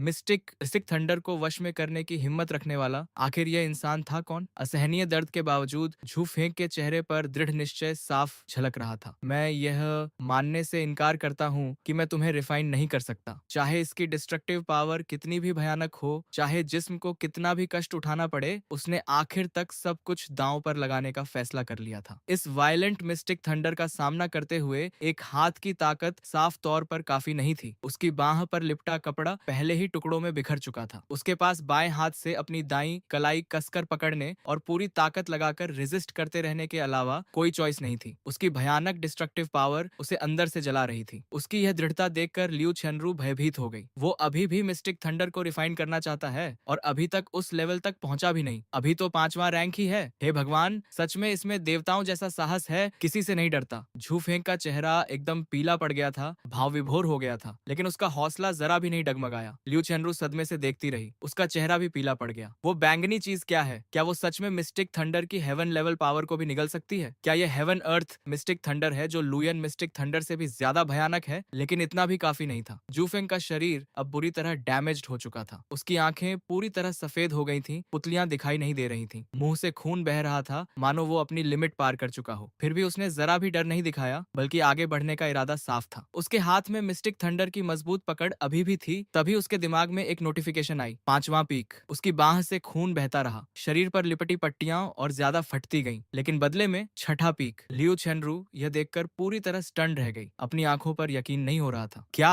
वो पहले ही 6ठा पीक पर पहुंच गया? जैसा कि उम्मीद थी, heaven and earth mystic thunder सच में भयानक था। इसने जू फेंग को 4था पीक से सीधे 6ठा पीक तक पहुंचा दिया था। इस वक्त तक जू फेंग लगभग थक चुका था। मिस्टिक थंडर में बिजली की चिंगारियां फिर से भड़क उठी, जिससे उसे खून की उल्टी होने लगी। फिर भी उसके चेहरे पर हार मानने का जरा भी इरादा नहीं था। यह भयावह दृश्य देखकर लिu चेनरू कांप उठी और चिल्लाई। वो पर्पल लाइटनिंग लुयन मिस्टिक थंडर को आसानी से अब्सॉर्ब कर रही है। सबसे जिद्दी लाइटनिंग चेन्स को भी वो अब्सॉर्ब कर रही थी। अब उसके सामने सिर्फ उसकी खाली गोल आंखें थीं। लुयन मिस्टिक थंडर की रोशनी अब दिखाई नहीं दे रही थी और वो लगभग भूल ही गई थी कि उनके पैरों के नीचे पहले घोर अंधेरा था। झू फेंक के माथे पर कमल अभी भी चमक रहा था। रहस्यमयी रोशनी बिखेर रहा था। उसका शरीर हवा में तैर रहा था। आंखें अभी अभी भी पूरी तरह सफेद थीं। उस भयानक मोमेंट में उसे असहनीय डिस्ट्रक्टिव पावर का सामना करने के लिए दांत भींचने पड़े। अचानक लियू छनरू की आंखें चमक उठी और वो चिल्लाई, उसने रैंक 7 पा लिया, रैंक 7। वो अपनी खुशी छुपा नहीं सकी। उस दर्द और तकलीफ के बाद जो उसने रैंक 7 तक पहुंचने के लिए सहा था, उसके लिए खुश हुए बिना नहीं रह सकी। जब वो आखिरकार उस एक्सट्रीम टेंशन से बाहर निकला तो शांत होकर एक लंबी सांस ले सका। आखिर यह थंडर कैसी चीज थी जिसके लिए एवोल्यूशन भी जरूरी थी। लेकिन हेवन अर्थ मिस्टिक थंडर सच में अद्भुत था। इतने कम टाइम में ही उसे फर्स्ट रैंक से सीधे 7th रैंक तक पहुंचा दिया। जू फेंग ने अभी अभी सहे दर्द को नजरअंदाज किया और बेफिक्र होकर हंसने लगा। हा हा हा, ल्यू के, ली वे, तुम दोनों नरक में जाओ। हाँ हाँ हाँ, वो बेहद खुश था। हाँ, आज मैं 7वां रैंक पर पहुंच गया और आखिरकार कुछ इनर पावर मिली। अब मैं प्रोफाउंड ऑफ स्क्रिप्चर से प्योर प्रोफाउंड आर्ट प्रैक्टिस कर सकता हूँ। हाँ हाँ हाँ हाँ हाँ। लियू छनरू उसकी इस अत्यधिक खुशी को देखकर थोड़ी शर्मिंदा हुई। यह लड़का मूर्ख की तरह क्यों मुस्कुरा रहा है? लेकिन उसके भोले भाले चेहरे को देखकर उसे वो थोड़ा क्यूट लगा। नीचे देखने पर उसने देखा कि प्रोफाउंड थंडर जमीन पर पड़ा है। उसने एक टैलिस्मैन फूंका और धीरे से उसे हाथ से छुआ। दोनों ने एक दूसरे की आंखों में देखा। चियानरू अब बहुत खुश लग रही थी। चेहरे पर पहले जैसी चिंता और डर नहीं था। उसने कहा, अर्थ फायर प्रोफाउंड थंडर की शक्ति खत्म होने पर यह बहुत शांत हो जाती है। उसे प्रैक्टिस करते और हाथ से फ्लेम फूटते देखकर अचानक बोली, यह क्या है? हाँ, प्रोफाउंड आउट स्क्रिप्चर में मेंशन है कि इस प्योर प्रोफाउंड आर्ट में हीलिंग और रेस्टोरेटिव इफेक्ट्स होते हैं। बोलते ही उसने तुरंत इसे ट्राई करने की कोशिश की, हालांकि ठीक से पता नहीं था कैसे। अचानक इसे टेस्ट के लिए ऊपर उठाते हुए वो खुशी से हंसे बिना नहीं रह सका। हा हा हा, घाव भर रहा है। यह प्योर प्रोफाउंड आर्ट कमाल की है। यह उसकी उम्मीदों से बिल्कुल परे था। लियू छनरू पूरी तरह शॉक्ड होकर चिल्लाई, एक मैजिशियन? जू फेंग, क्या तुम मैजिशियन हो? यह सुनते ही उसने घबराकर दोहराया, एक मैजिशियन? जू फेंग इस पूरे एपिसोड से ऑलरेडी थक चुका था और कुछ जवाब देने का मन नहीं था। बस जमीन पर लेट गया। मैं मैजिशियन हूँ या नहीं पता। मुझे बस इतना पता है कि शरीर पूरी तरह खोखला फील हो रहा है। उसे सवाल टालते देख लियू क्वानरू ने सीधे कहा, हाँ सही है, स्पेल्स चलाने में मेंटल एनर्जी खर्च होती है। थोड़ी देर रेस्ट क्यों नहीं करते? एक हल्की हवा चली और जो यांग प्रकट हुआ। उसकी आवाज विशाल एरिया में गूंजी। उसने उनके नाम पुकारे। चेहरे पर चिंता और डर साफ था। जू फेंग, चियानरू, जाओ भाई। थोड़ा निराश होकर उसे रोकने लगा। चिल्लाना बंद करो जो यांग, तुम लगभग 2 घंटे से खाई में चिल्ला रहे हो। चलना चाहिए। वांगलू को भी दुख हुआ। सही कहा, अभी सबसे जरूरी है वापस जाकर उनकी मृत्यु की सूचना देना। यह सुनकर भी झो यांग खुद को नहीं रोक सका। उसकी आंखों में आंसू आ गए। हे भगवान, ये तीनों दोस्त क्या सोच रहे थे? सच में लगा था कि जू फेंग इतनी आसानी से मर जाएगा। नीचे जू फेंग की सारी ताकत खत्म हो चुकी थी। फिर भी उसने खुद को मजबूर किया और लियू छियनरू को उस घोर अंधेरी गुफा से बाहर निकाला। जू फेंग, तुम लैंड फायर प्रोफाउंड थंडर वापस क्यों नहीं लाए? इस मुश्किल सवाल का सामना करते हुए उसने बस इतना कहा, यह वैली स्पिरिचुअल एनर्जी का सेंटर है। स्पिरिचुअल बीइंग्स नेचुरली यहाँ की haven and earth spiritual energy absorb करके ग्रो करते हैं। यही इसकी जगह है, यही इसका घर है। वो स्पिरिचुअल पावर चमकती रही, यहाँ की एनर्जी अब्सॉर्ब करती रही। चियानरू जू फेंग के बारे में पूछे बिना नहीं रह सकी। वैसे जू फेंग, तुम्हारा होम टाउन कहाँ है? जू फेंग ने डिटेल में जवाब नहीं दिया, बस इतना कहा, बहुत दूर की जगह। बाहर कदम रखते ही चमकती धूप, उम्मीद की किरण देखकर चियानरू खुशी से चिल्लाई, जू फेंग, हम बाहर आ गए। गुफा के एंट्रेंस के नीचे देखने पर ऊंचे हरे भरे पेड़ों के अलावा कुछ नहीं दिखाई दिया। बाहर आ गए थे, हाँ, लेकिन इतने ऊंचे पहाड़ों और घने जंगलों में कौन जानता था कि सच में निकलने में कितना टाइम लगेगा। वक्त बीतता चला गया। आधा महीना गुजर गया। श्याओ रेजिडेंस के भव्य कोर्टयार्ड में सब एक अनाउंसमेंट के लिए इकट्ठा हुए थे। वो बदमाश जू फेंग 10 दिनों से ज्यादा से लापता है। क्या भाग गया होगा? नीचे से किसी ने चिल्लाकर कहा। तीसरा स्टूवर्ड 5वीं ग्रेट प्रोफाउंड प्रैक्टिशनर है। अगर भागा नहीं तो क्या वो सच में मौत को दावत दे रहा था? उसने सिर झुकाया और धीरे से कहा, लगता है वो बदमाश सच में भाग गया। क्या उसे वापस लाने के लिए लोगों को भेजें और दूसरों को सबक सिखाने के लिए पीट पीट कर मार डालें? उसे जू फेंग को इस तरह अपमानित करते सुनकर दूसरी मिस श्याओ तुरंत उछल पड़ी। मैंने ही जू फेंग को जाने दिया था, क्या आप मुझे भी पीटना चाहते हैं? उसे इस तरह देखकर वो बस विनम्रता से बोल सका, नौकर ऐसा करने की हिम्मत नहीं करेगा। श्याओ लिनलुओ ने शांति से आह भरी। अगर जू फेंग सच में भाग गया है तो ऑर्डर दे दो। फिर भी वो कुछ हद तक अनकन्विंस्ड लग रहा था। अपने बड़े भाई को इस तरह देखकर दूसरी मिस श्याओ ने उसे घूरा। भाई, अगर उसे देखो तो सजा के लिए श्याओ फैमिली में वापस ले आना। चूंकि यंग मास्टर ने ऐसा कहा था, वो पर्सन मानने पर मजबूर था। धन्यवाद यंग मास्टर, मुझे पहले से पता था कि जू फेंग गद्दार है। इससे पहले कि वो अपनी बात पूरी कर पाता, पीछे से अचानक एक तेज और जानी पहचानी आवाज सुनाई दी। ओह, सच में? जू फेंग वापस आ चुका था, हमेशा की तरह फुल एटीट्यूड के साथ। और तुम्हें यह भी पता चल गया? वाह वाह, मैं तो बस नहाने और साफ कपड़े बदलने गया था, इसलिए थोड़ा देर से आया। किसने सोचा था कि मेरी इस तरह बदनामी होगी? लियू के ने जू फेंग को देखा। यह जू फेंग है, भीड़ में से किसी ने चिल्लाया। वो वापस आ गया। श्याओ यिलिन और श्याओ लिनलुओ भी पास आ गए। श्याओ यिलिन ने उत्साह से जू फेंग का नाम पुकारा। लियू के और जू फेंग एक ही मार्शल स्टेज पर आ गए। Thunder arena. भीड़ में से कुछ बोले, क्या वो सच में तीसरे स्टुअर्ट को चैलेंज करने की हिम्मत करता है? लगता है जीने से थक गया है। जू फेंग ने सबका अभिवादन करते हुए कहा, यंग मास्टर, दूसरी मिस्ट्रेस, मैं वापस आ गया। शाओ यिलिन जोर से हंसी। जू फेंग, मुझे पता था कि मैंने तुम्हें गलत नहीं समझा था। शाओ लिनलुओ ने आह भरी। चूंकि वापस आ ही गए हो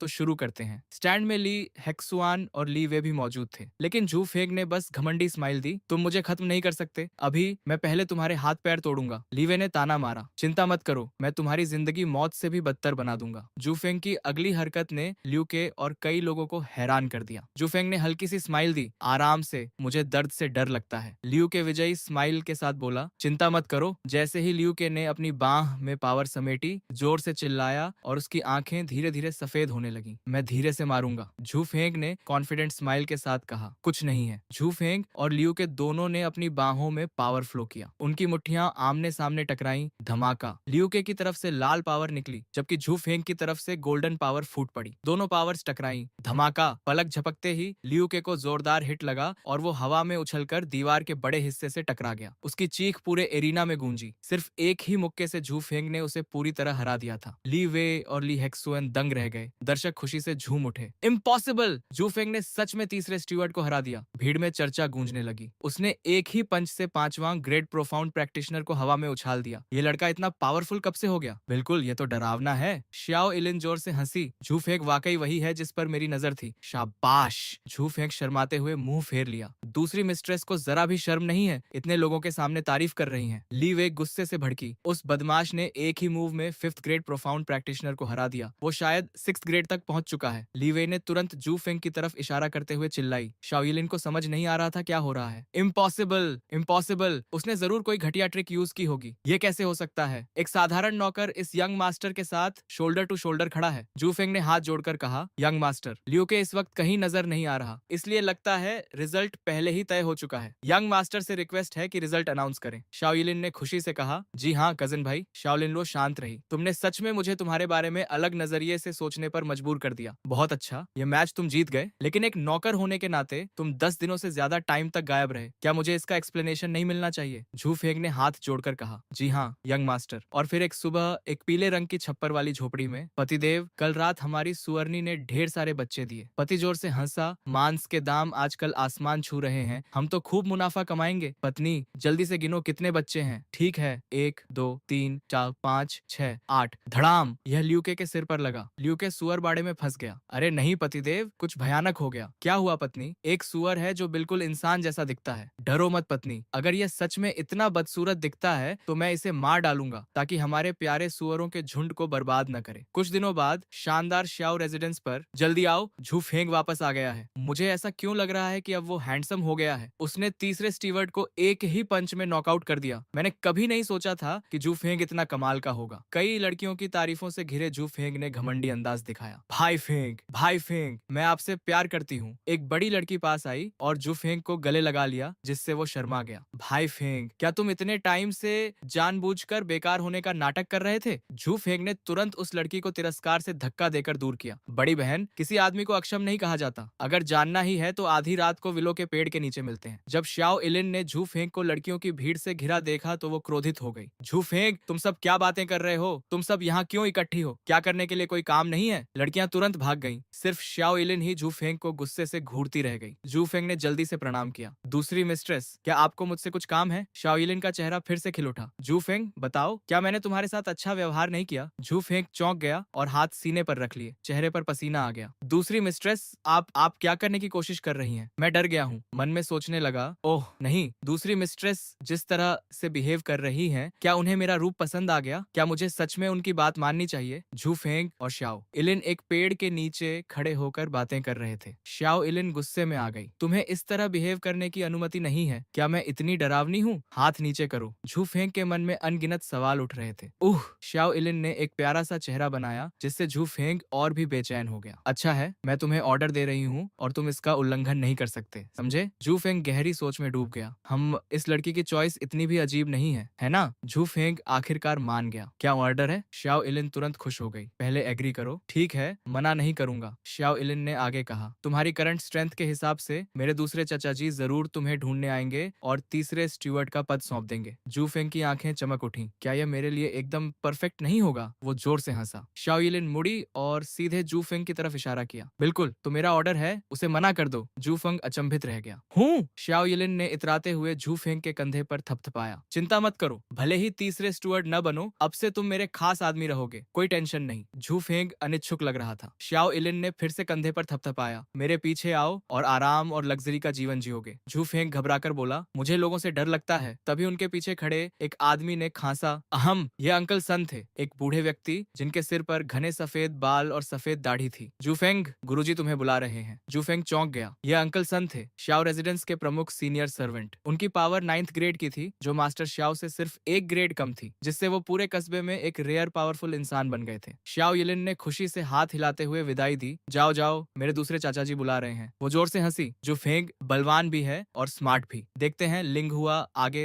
और क्या क्या चालें चल सकती है। जू फेंग ने अंकल सन को प्रणाम किया। नमस्कार अंकल सन। हम, मेरे साथ आइए। अंकल सन जू फेंग को एक लंबे पुल के पार ले गए। पुल के नीचे का पानी साफ था और नीचे एक बड़ा कमल का तालाब फैला हुआ था। यहाँ का नजारा शांत और निर्मल था। सन ने जू फेंग की तरफ देखा। मन में सोचा, अजीब है, ये लड़का गहरी नदी में शांत पानी की तरह है। इसे बिल्कुल भी पढ़ नहीं पा रहा। इसकी पावर का एक अंश भी बाहर नहीं निकल रहा। थोड़ी देर चलने के बाद वे एक कमरे के सामने पहुंचे। हम यहाँ हैं, अंदर जाइए, गुरुजी इंतजार कर रहे हैं। जू फेंग ने एक पल सोचा। इस दरवाजे के पीछे कस्बे का सबसे पावरफुल इंसान था। जैसे ही उसने कदम रखा, ऊर्जा का एक जोरदार प्रवाह फूट पड़ा। धमाका। 10वें grade profound practitioner, Shao residence के master Shao Rong. Xu Feng ने राहत की सांस ली। उस सडन अटैक से बच गया था, फिर भी उस जबरदस्त पावर के सामने उसके कदम नहीं डगमगाए। उसने प्रणाम किया। जू फेंग गुरुजी को प्रणाम करता है। कमरे के अंदर से एक तेज आवाज आई, जिस पर अंकल सन दरवाजे के पीछे छिप गए। हम, बहुत बढ़िया, अंदर आइए। जैसे ही जू फेंग अंदर आया, अंकल सन ने तुरंत दरवाजा धड़ाम से बंद कर दिया। अंदर गुरुजी कैलीग्राफी का अभ्यास कर रहे थे। जैसा कि किसी नोबल फैमिली में जन्मे व्यक्ति से उम्मीद होती है, उनका व्यवहार एक साधारण सर्वेंट से बिल्कुल अलग था। कमरे में 10th grade profound practitioner Shao Rong खड़े थे। चेहरा गंभीर था। अगर कल जो हुआ वह न होता तो मैंने कभी नहीं सोचा होता कि एक बार गौरवशाली शू फैमिली का वंशज मेरे शाओ परिवार में सर्वेंट बनेगा। शू फेंग चौंक गए। शू फेंग ने एक्सप्लेन किया, मेरा शू परिवार पहले ही डिक्लाइन की तरफ है, पछताने की कोई बात नहीं। वो पूर्व गौरव तो बस हमारे पूर्वजों की बची खुची रेपुटेशन थी। मास्टर शाओ जोर से हंसे। हाँ हाँ हाँ, बिल्कुल सही कहा, सिर्फ पूर्वजों की बची खुची रेपुटेशन। एक सच्चे आदमी को ऐसा ही होना चाहिए। कल तुमने ल्यूके को आसानी से हरा दिया। मुझे लगता है तुम 6th ग्रेड पर पहुंच चुके हो। वर्च्यू और एबिलिटी रैंक के अनुरूप होनी चाहिए। आज से तुम श्याओ रेजिडेंस के तीसरे स्टीवर्ड होगे। जू फेंग ने तुरंत घुटने टेककर प्रणाम किया। गुरुजी, क्या मैं मना कर सकता हूँ? 10वीं ग्रेड प्रोफाउंड प्रैक्टिशनर श्याओ रोंग को यह शब्द सुनकर ऐसा लगा जैसे उन पर बिजली गिर गई हो। बूढ़े श्याओ रोंग को देखते ही देखते भयंकर गुस्सा आ गया। चेहरा लाल हो गया। हालांकि हाथ में अभी भी ब्रश था। विकृत भाव से दहाड़ते हुए बोले, फिर से कहो। उनका यह चेहरा देखकर जू फेंग भी कांप उठा। माथा तन गया और सिर झुकाकर जवाब दिया। 10वीं ग्रेड प्रोफाउंड प्रैक्टिशनर का प्रभाव ही इतना भयानक होता है। फिर बोला, गुरुजी, मुझे इतना सम्मान देने के लिए धन्यवाद। बात यह है कि यह तुच्छ व्यक्ति लंबे टाइम से आलस का आदी है। मैं खुद को भी मुश्किल से संभाल पाता हूँ। तीसरे स्टीवर्ड बनने जैसे इल्यूजन में नहीं पड़ सकता। झू फेंग द्वारा इतनी जल्दी प्रपोजल ठुकराए जाने पर श्याओ रोंग स्वाभाविक रूप से थोड़े नाराज हुए। तीखी निगाहों से बोले, इस बारे में अच्छी तरह सोच लो। झू फेंग अपनी बात पर अड़ा रहा। जी स्वामी जी, बस यही आशा है कि स्वामी जी मुझे कुछ आसान काम सौंप दें। यह जोर से कह दिया, लेकिन मन ही मन उस लड़की को कोस रहा था। दूसरी मिस्ट्रेस, ओह दूसरी मिस्ट्रेस, आपने तो इस बार पूरी तरह परेशान कर दिया। कोई भी सोचता कि शाओ रोंग नाराज होंगे, लेकिन सिचुएशन अचानक पलट गई। इसके बजाय वो खुश हो गए। दाढ़ी सहलाते हुए जोर से हंसे। हा हा हा हा, बुरा नहीं बुरा नहीं, यिलिन ने ही तुम्हें मना करने को कहा था, है ना? जू फेंग उस सडन गेस से पूरी तरह अवाक रह गया, जैसे कोई गोल्डन रिट्रीवर वहां बेहोश खड़ा हो। समझ ही नहीं आ रहा था क्या हो रहा है। यह देखकर कि लड़का अभी भी नहीं समझा, शाओ रोंग ने एक्सप्लेन किया, वो थोड़ी देर पहले मुझसे मिलने आई थी और चाहती थी कि मैं तुम्हें उसके हवाले कर दूं। मैंने उससे कहा कि तुम्हारे खुद के फैसले का इंतजार करूंगा। आखिर अपनी रेपुटेशन बढ़ाने का मौका कौन ठुकराएगा? जू फेंग से मिलने से पहले उन्होंने यही सोचा था, लेकिन हकीकत उनकी उम्मीद से बिल्कुल अलग निकली। मैंने कभी नहीं सोचा था कि तुम सच में मना कर दोगे। दाढ़ी सहलाते हुए और आंखें बंद करके गुरु ने शांत भाव से तारीफ की। तुम लॉयल्टी और अफेक्शन को वैल्यू देते हो, बुरा नहीं। चूंकि यह जू फेंग का अपना फैसला था, शाओ रोंग ने उसके लिए कोई मुश्किल नहीं खड़ी की। वो केवल अपनी बेटी के बारे में सोचने लगे और थोड़ी उदासी के साथ आस्तीन से आंसू पोंछते हुए बोले, वो छोटी बच्ची ना आसमान से डरती है न जमीन से। अगर तुम उसके साथ रहोगे और अक्सर सलाह दोगे तो मुझे चैन मिलेगा। झू फेंग ने ज्यादा कुछ नहीं कहा, बस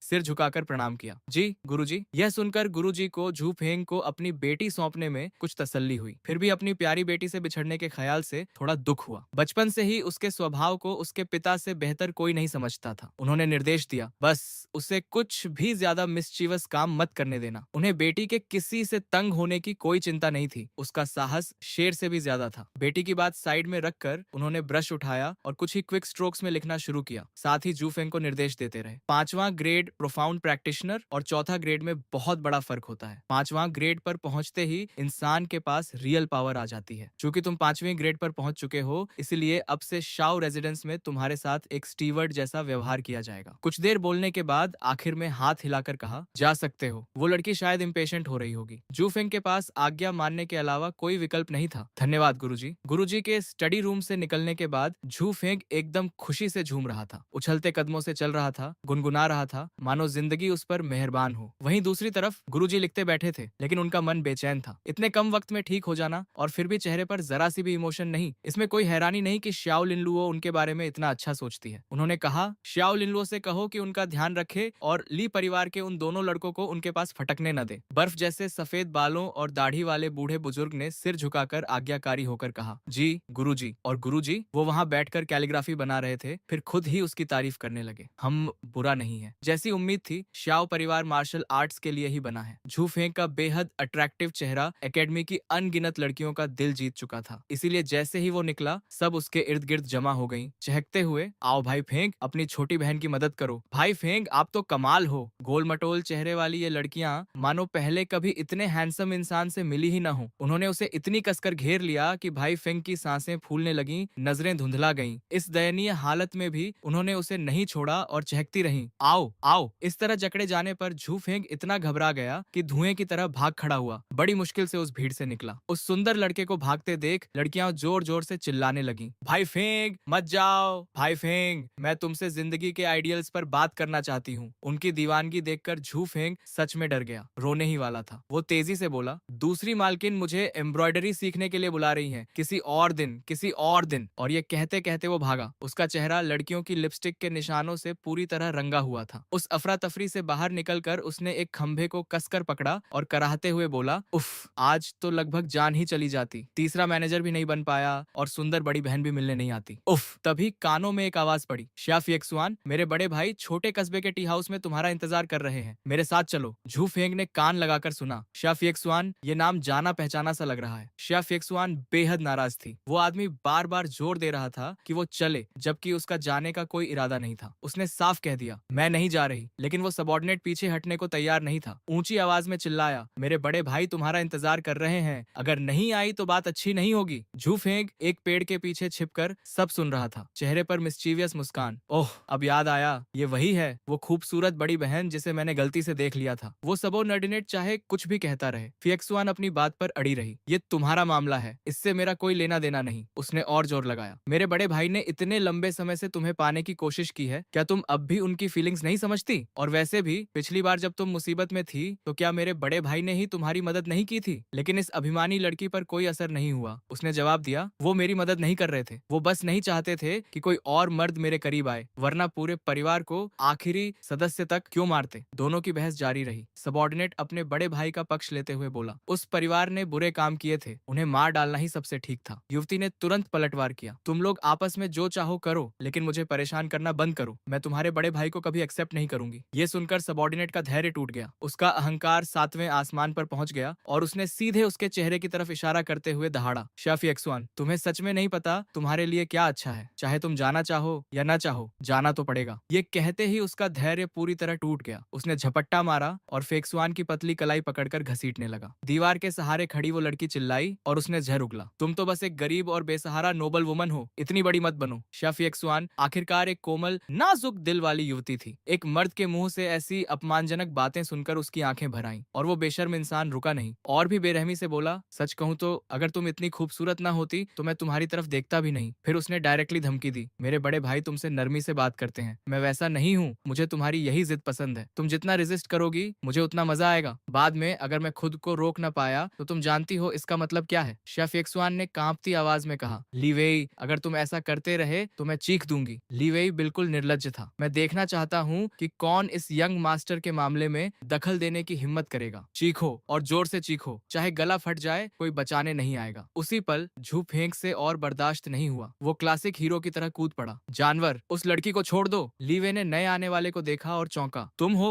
मैं तुम्हें ढूंढ भी नहीं रहा था। और तुम्हारी हिम्मत कैसे हुई मेरे काम में दखल देने की? उन बेतुकी धमकियों के सामने झू फेंक ने जरा भी डर नहीं दिखाया। मजे लेते हुए बोला, अरे कितना अफसोस है, काश तुम एक्टिंग में चले जाते और विलन का रोल करते। लीवे, जो पहले से ही गुस्से में था, इस टॉन्ट से और भड़क उठा। उसका चेहरा बिगड़ गया। कैसी एक्टिंग? मुझे नहीं पता तुम क्या बकवास कर रहे हो। इस नौजवान ने तो सिर्फ लहसुन कूटना ही सुना है। झू फेंक ने और उकसाते हुए कहा। तो मैं तुम्हें ही दोष दूंगा कि तुमने विलन की भूमिका इतनी बढ़िया निभाई कि मैं हीरो बनने से खुद को रोक नहीं पाया। उसने ड्रामेटिक अंदाज में इमेजिन भी किया। जब विलन और हीरो लड़ते हैं तो आमतौर पर हीरो ही जीतता है, खासकर उस सीन में जहां हीरो अपनी हीरोइन को बचाता है। ये लो! और फिर दोनों एक दूसरे पर टूट पड़े। चुफेंग ने पहला जोरदार पंच मारा। उस दर्द ने लीवेई को एक बात मानने पर मजबूर कर दिया। ये लड़का सच में 6 रैंक का है। फिर भी उसकी कॉम्पिटिटिव स्पिरिट ने उसे पीछे नहीं हटने दिया। तुम जितने पावरफुल होगे उतना ही मैं तुम्हें डिस्ट्रॉय करना चाहूंगा। मुझे सच में डर है कि एक दिन तुम मुझसे आगे निकल जाओगे। उस वक्त तुमसे छुटकारा पाना बिल्कुल आसान नहीं होगा। झू फेंग ने घमंड से जवाब दिया। अरे चिंता मत करो, मैं तुम्हें जरूर पीछे छोड़ दूंगा। और वैसे सिर्फ रैंक के हिसाब से देखें तो मैं तुम्हें बहुत पहले ही पीछे छोड़ चुका हूँ। लेकिन वो अपनी असली 7th रैंक की पावर जाहिर नहीं कर सका। जो भौंकता नहीं वही काटता है। और अगर ली वे की यही हालत है तो उसके बड़े भाई ली हेक्सुअन से तो और भी ज्यादा सावधान रहना होगा। ली वे से बर्दाश्त नहीं हुआ और वो फिर आगे बढ़ा। तुम मौत को दावत दे रहे हो। दोनों के बीच एक नया और रोमांचक युद्ध छिड़ गया। दोनों की अपनी अपनी स्टाइल, अपनी अपनी यूनिक पावर। ये देखकर मिस शिया फेक्सुअन डर के मारे पीछे हट गई और सिसकते हुए अपना चेहरा ढक लिया। लड़ाई के बीच ली वे को एक अविश्वसनीय बात का एहसास हुआ। 6th रैंक का पीक, ये कैसे पॉसिबल है? ली वे के सदमे को देखकर झू फेंग ने रहस्यमयी अंदाज में कहा, ऐसी बहुत सी चीजें हैं जिनकी तुम कल्पना भी नहीं कर सकते। फिर भी ली वे ने डर नहीं दिखाया। हम तो क्या हुआ अगर 6th रैंक के पीक पर हो? एक सर्वेंट तो सर्वेंट ही होता है। क्या तुम्हारे पास कोई मिस्टीरियस स्किल भी है? ये शब्द सुनकर शिया फेक्सुअन अचानक होश में आई। Mysterious skill? जू फेंग पूरी तरह कंफ्यूज था। उसे बिल्कुल नहीं पता था कि ये है क्या। उसका दिमाग सवालों से भर गया। मिस्टीरियस स्किल आखिर होती क्या है? उसने इसके बारे में पहले कभी नहीं सुना था। ली वे अभी भी गुस्से में था। धिक्कार है, इस यंग मास्टर की मिस्टीरियस स्किल की ताकत का स्वाद चखो। और ये कहते ही उसने अटैक कर दिया। स्क्रीन पर एक धकता सुनहरा जानवर दिखाई दिया। भयंकर बुलफिस्ट। जाकर मर जा। झू फेंग की आंखें हैरानी से फटी रह गईं। और इससे पहले कि वो कुछ समझ पाता, अटैक उस पर हो चुका था। तभी उसे एहसास हुआ, तो ये है मिस्टीरियस स्किल। अगर उसके पास 7th रैंक की पावर न होती तो वो शायद अब तक मर चुका होता। बेहद खतरनाक। इसकी डिस्ट्रक्टिव पावर सच में भयानक थी। ली वे आगे बढ़ा। हे ये यंग मास्टर तुम्हारी बाह तोड़ देगा। उसकी अकड़ देखकर झू फेंग का संयम आखिरकार टूट गया। लगता है मुझे अपनी पूरी ताकत लगानी ही पड़ेगी। नए मूव्स की एक सीरीज शुरू हुई। भयंकर बुलफिस्ट, धड़ाम। लेकिन इस बार झू फेंग को ज्यादा मेहनत नहीं करनी पड़ी। उसने बस एक हाथ उठाया और कुछ खोला। ये देखकर ली वे की आंखें लगभग पलट गईं। तुम कौन सी मिस्टीरियस पावर यूज कर रहे हो? झू फेंग ने घमंड से जवाब दिया। तो तुम्हारा भयंकर बुलफिस्ट बस इतना ही है? खुद को कमजोर महसूस करते हुए ली वे गुस्से से दांत पीसने लगा। धिक्कार है, ये ऐसा कैसे कर सकता है? इतने कम वक्त में डिसेबल्ड से मेरे लेवल पर आ गया। तभी उसे असली प्रॉब्लम समझ आई। झू फेंग को मारना आसान नहीं था और अब उससे निपटने का कोई सिंपल रास्ता नहीं था। ये बदमाश न जान से डरता था न मौत से, और उसके बड़े भाई के प्लान्स बिगाड़ता जा रहा था। झू फेंग की बेसिक पावर पर काबू न पा पाने का एहसास होने पर ली वेई रुका, हार मानी और जाने के लिए मुड़ा। फिर भी चेहरे पर घमंड साफ झलक रहा था। बदमाश, बस थोड़ा इंतजार करो, हमारी बेट अभी भी कायम है। अभी तो सिर्फ आधा महीना बीता है। आने वाले दिनों में मैं तुमसे धीरे धीरे निपटूंगा। झू फेंग उसके पीछे खड़ा होकर कॉन्फिडेंट मुस्कान के साथ उसे जाते देखता रहा। मैं अंत तक तुम्हारा साथ दूंगा। मिस शिया फेक्सुअन को अपनी आंखों पर यकीन नहीं हो रहा था। उन्होंने कभी नहीं सोचा था कि ली वे को एक मामूली सर्वेंट हरा देगा। इधर जू फेंग एक सुनहरे भविष्य की कल्पना करने लगा। छोटी बड़ी बहन, अब जब बदमाश भाग गया है तो क्या तुम्हें इस महान हीरो को एक किस से रिवॉर्ड नहीं देना चाहिए? लेकिन बात उसकी कल्पना से परे हो गई। ये लड़की बिल्कुल भी भोली नहीं थी। उसने उसे बचाया था, फिर भी उसने जरा सी दया नहीं दिखाई और सीधे उसके सेंसिटिव एरिया पर किक मार दी। जू फेंग दर्द से कराह उठा, चेहरा उतर गया। उसने कभी नहीं सोचा था कि इतनी नाजुक दिखने वाली लड़की इतनी रूथलेस हो सकती है। जैसे ही उसने किक मारी, वो उसके चेहरे के सामने चिल्लाई, बेशर्म! लात खाकर झू फेंग ने आह भरी। तो दयालु होना भी गलत है।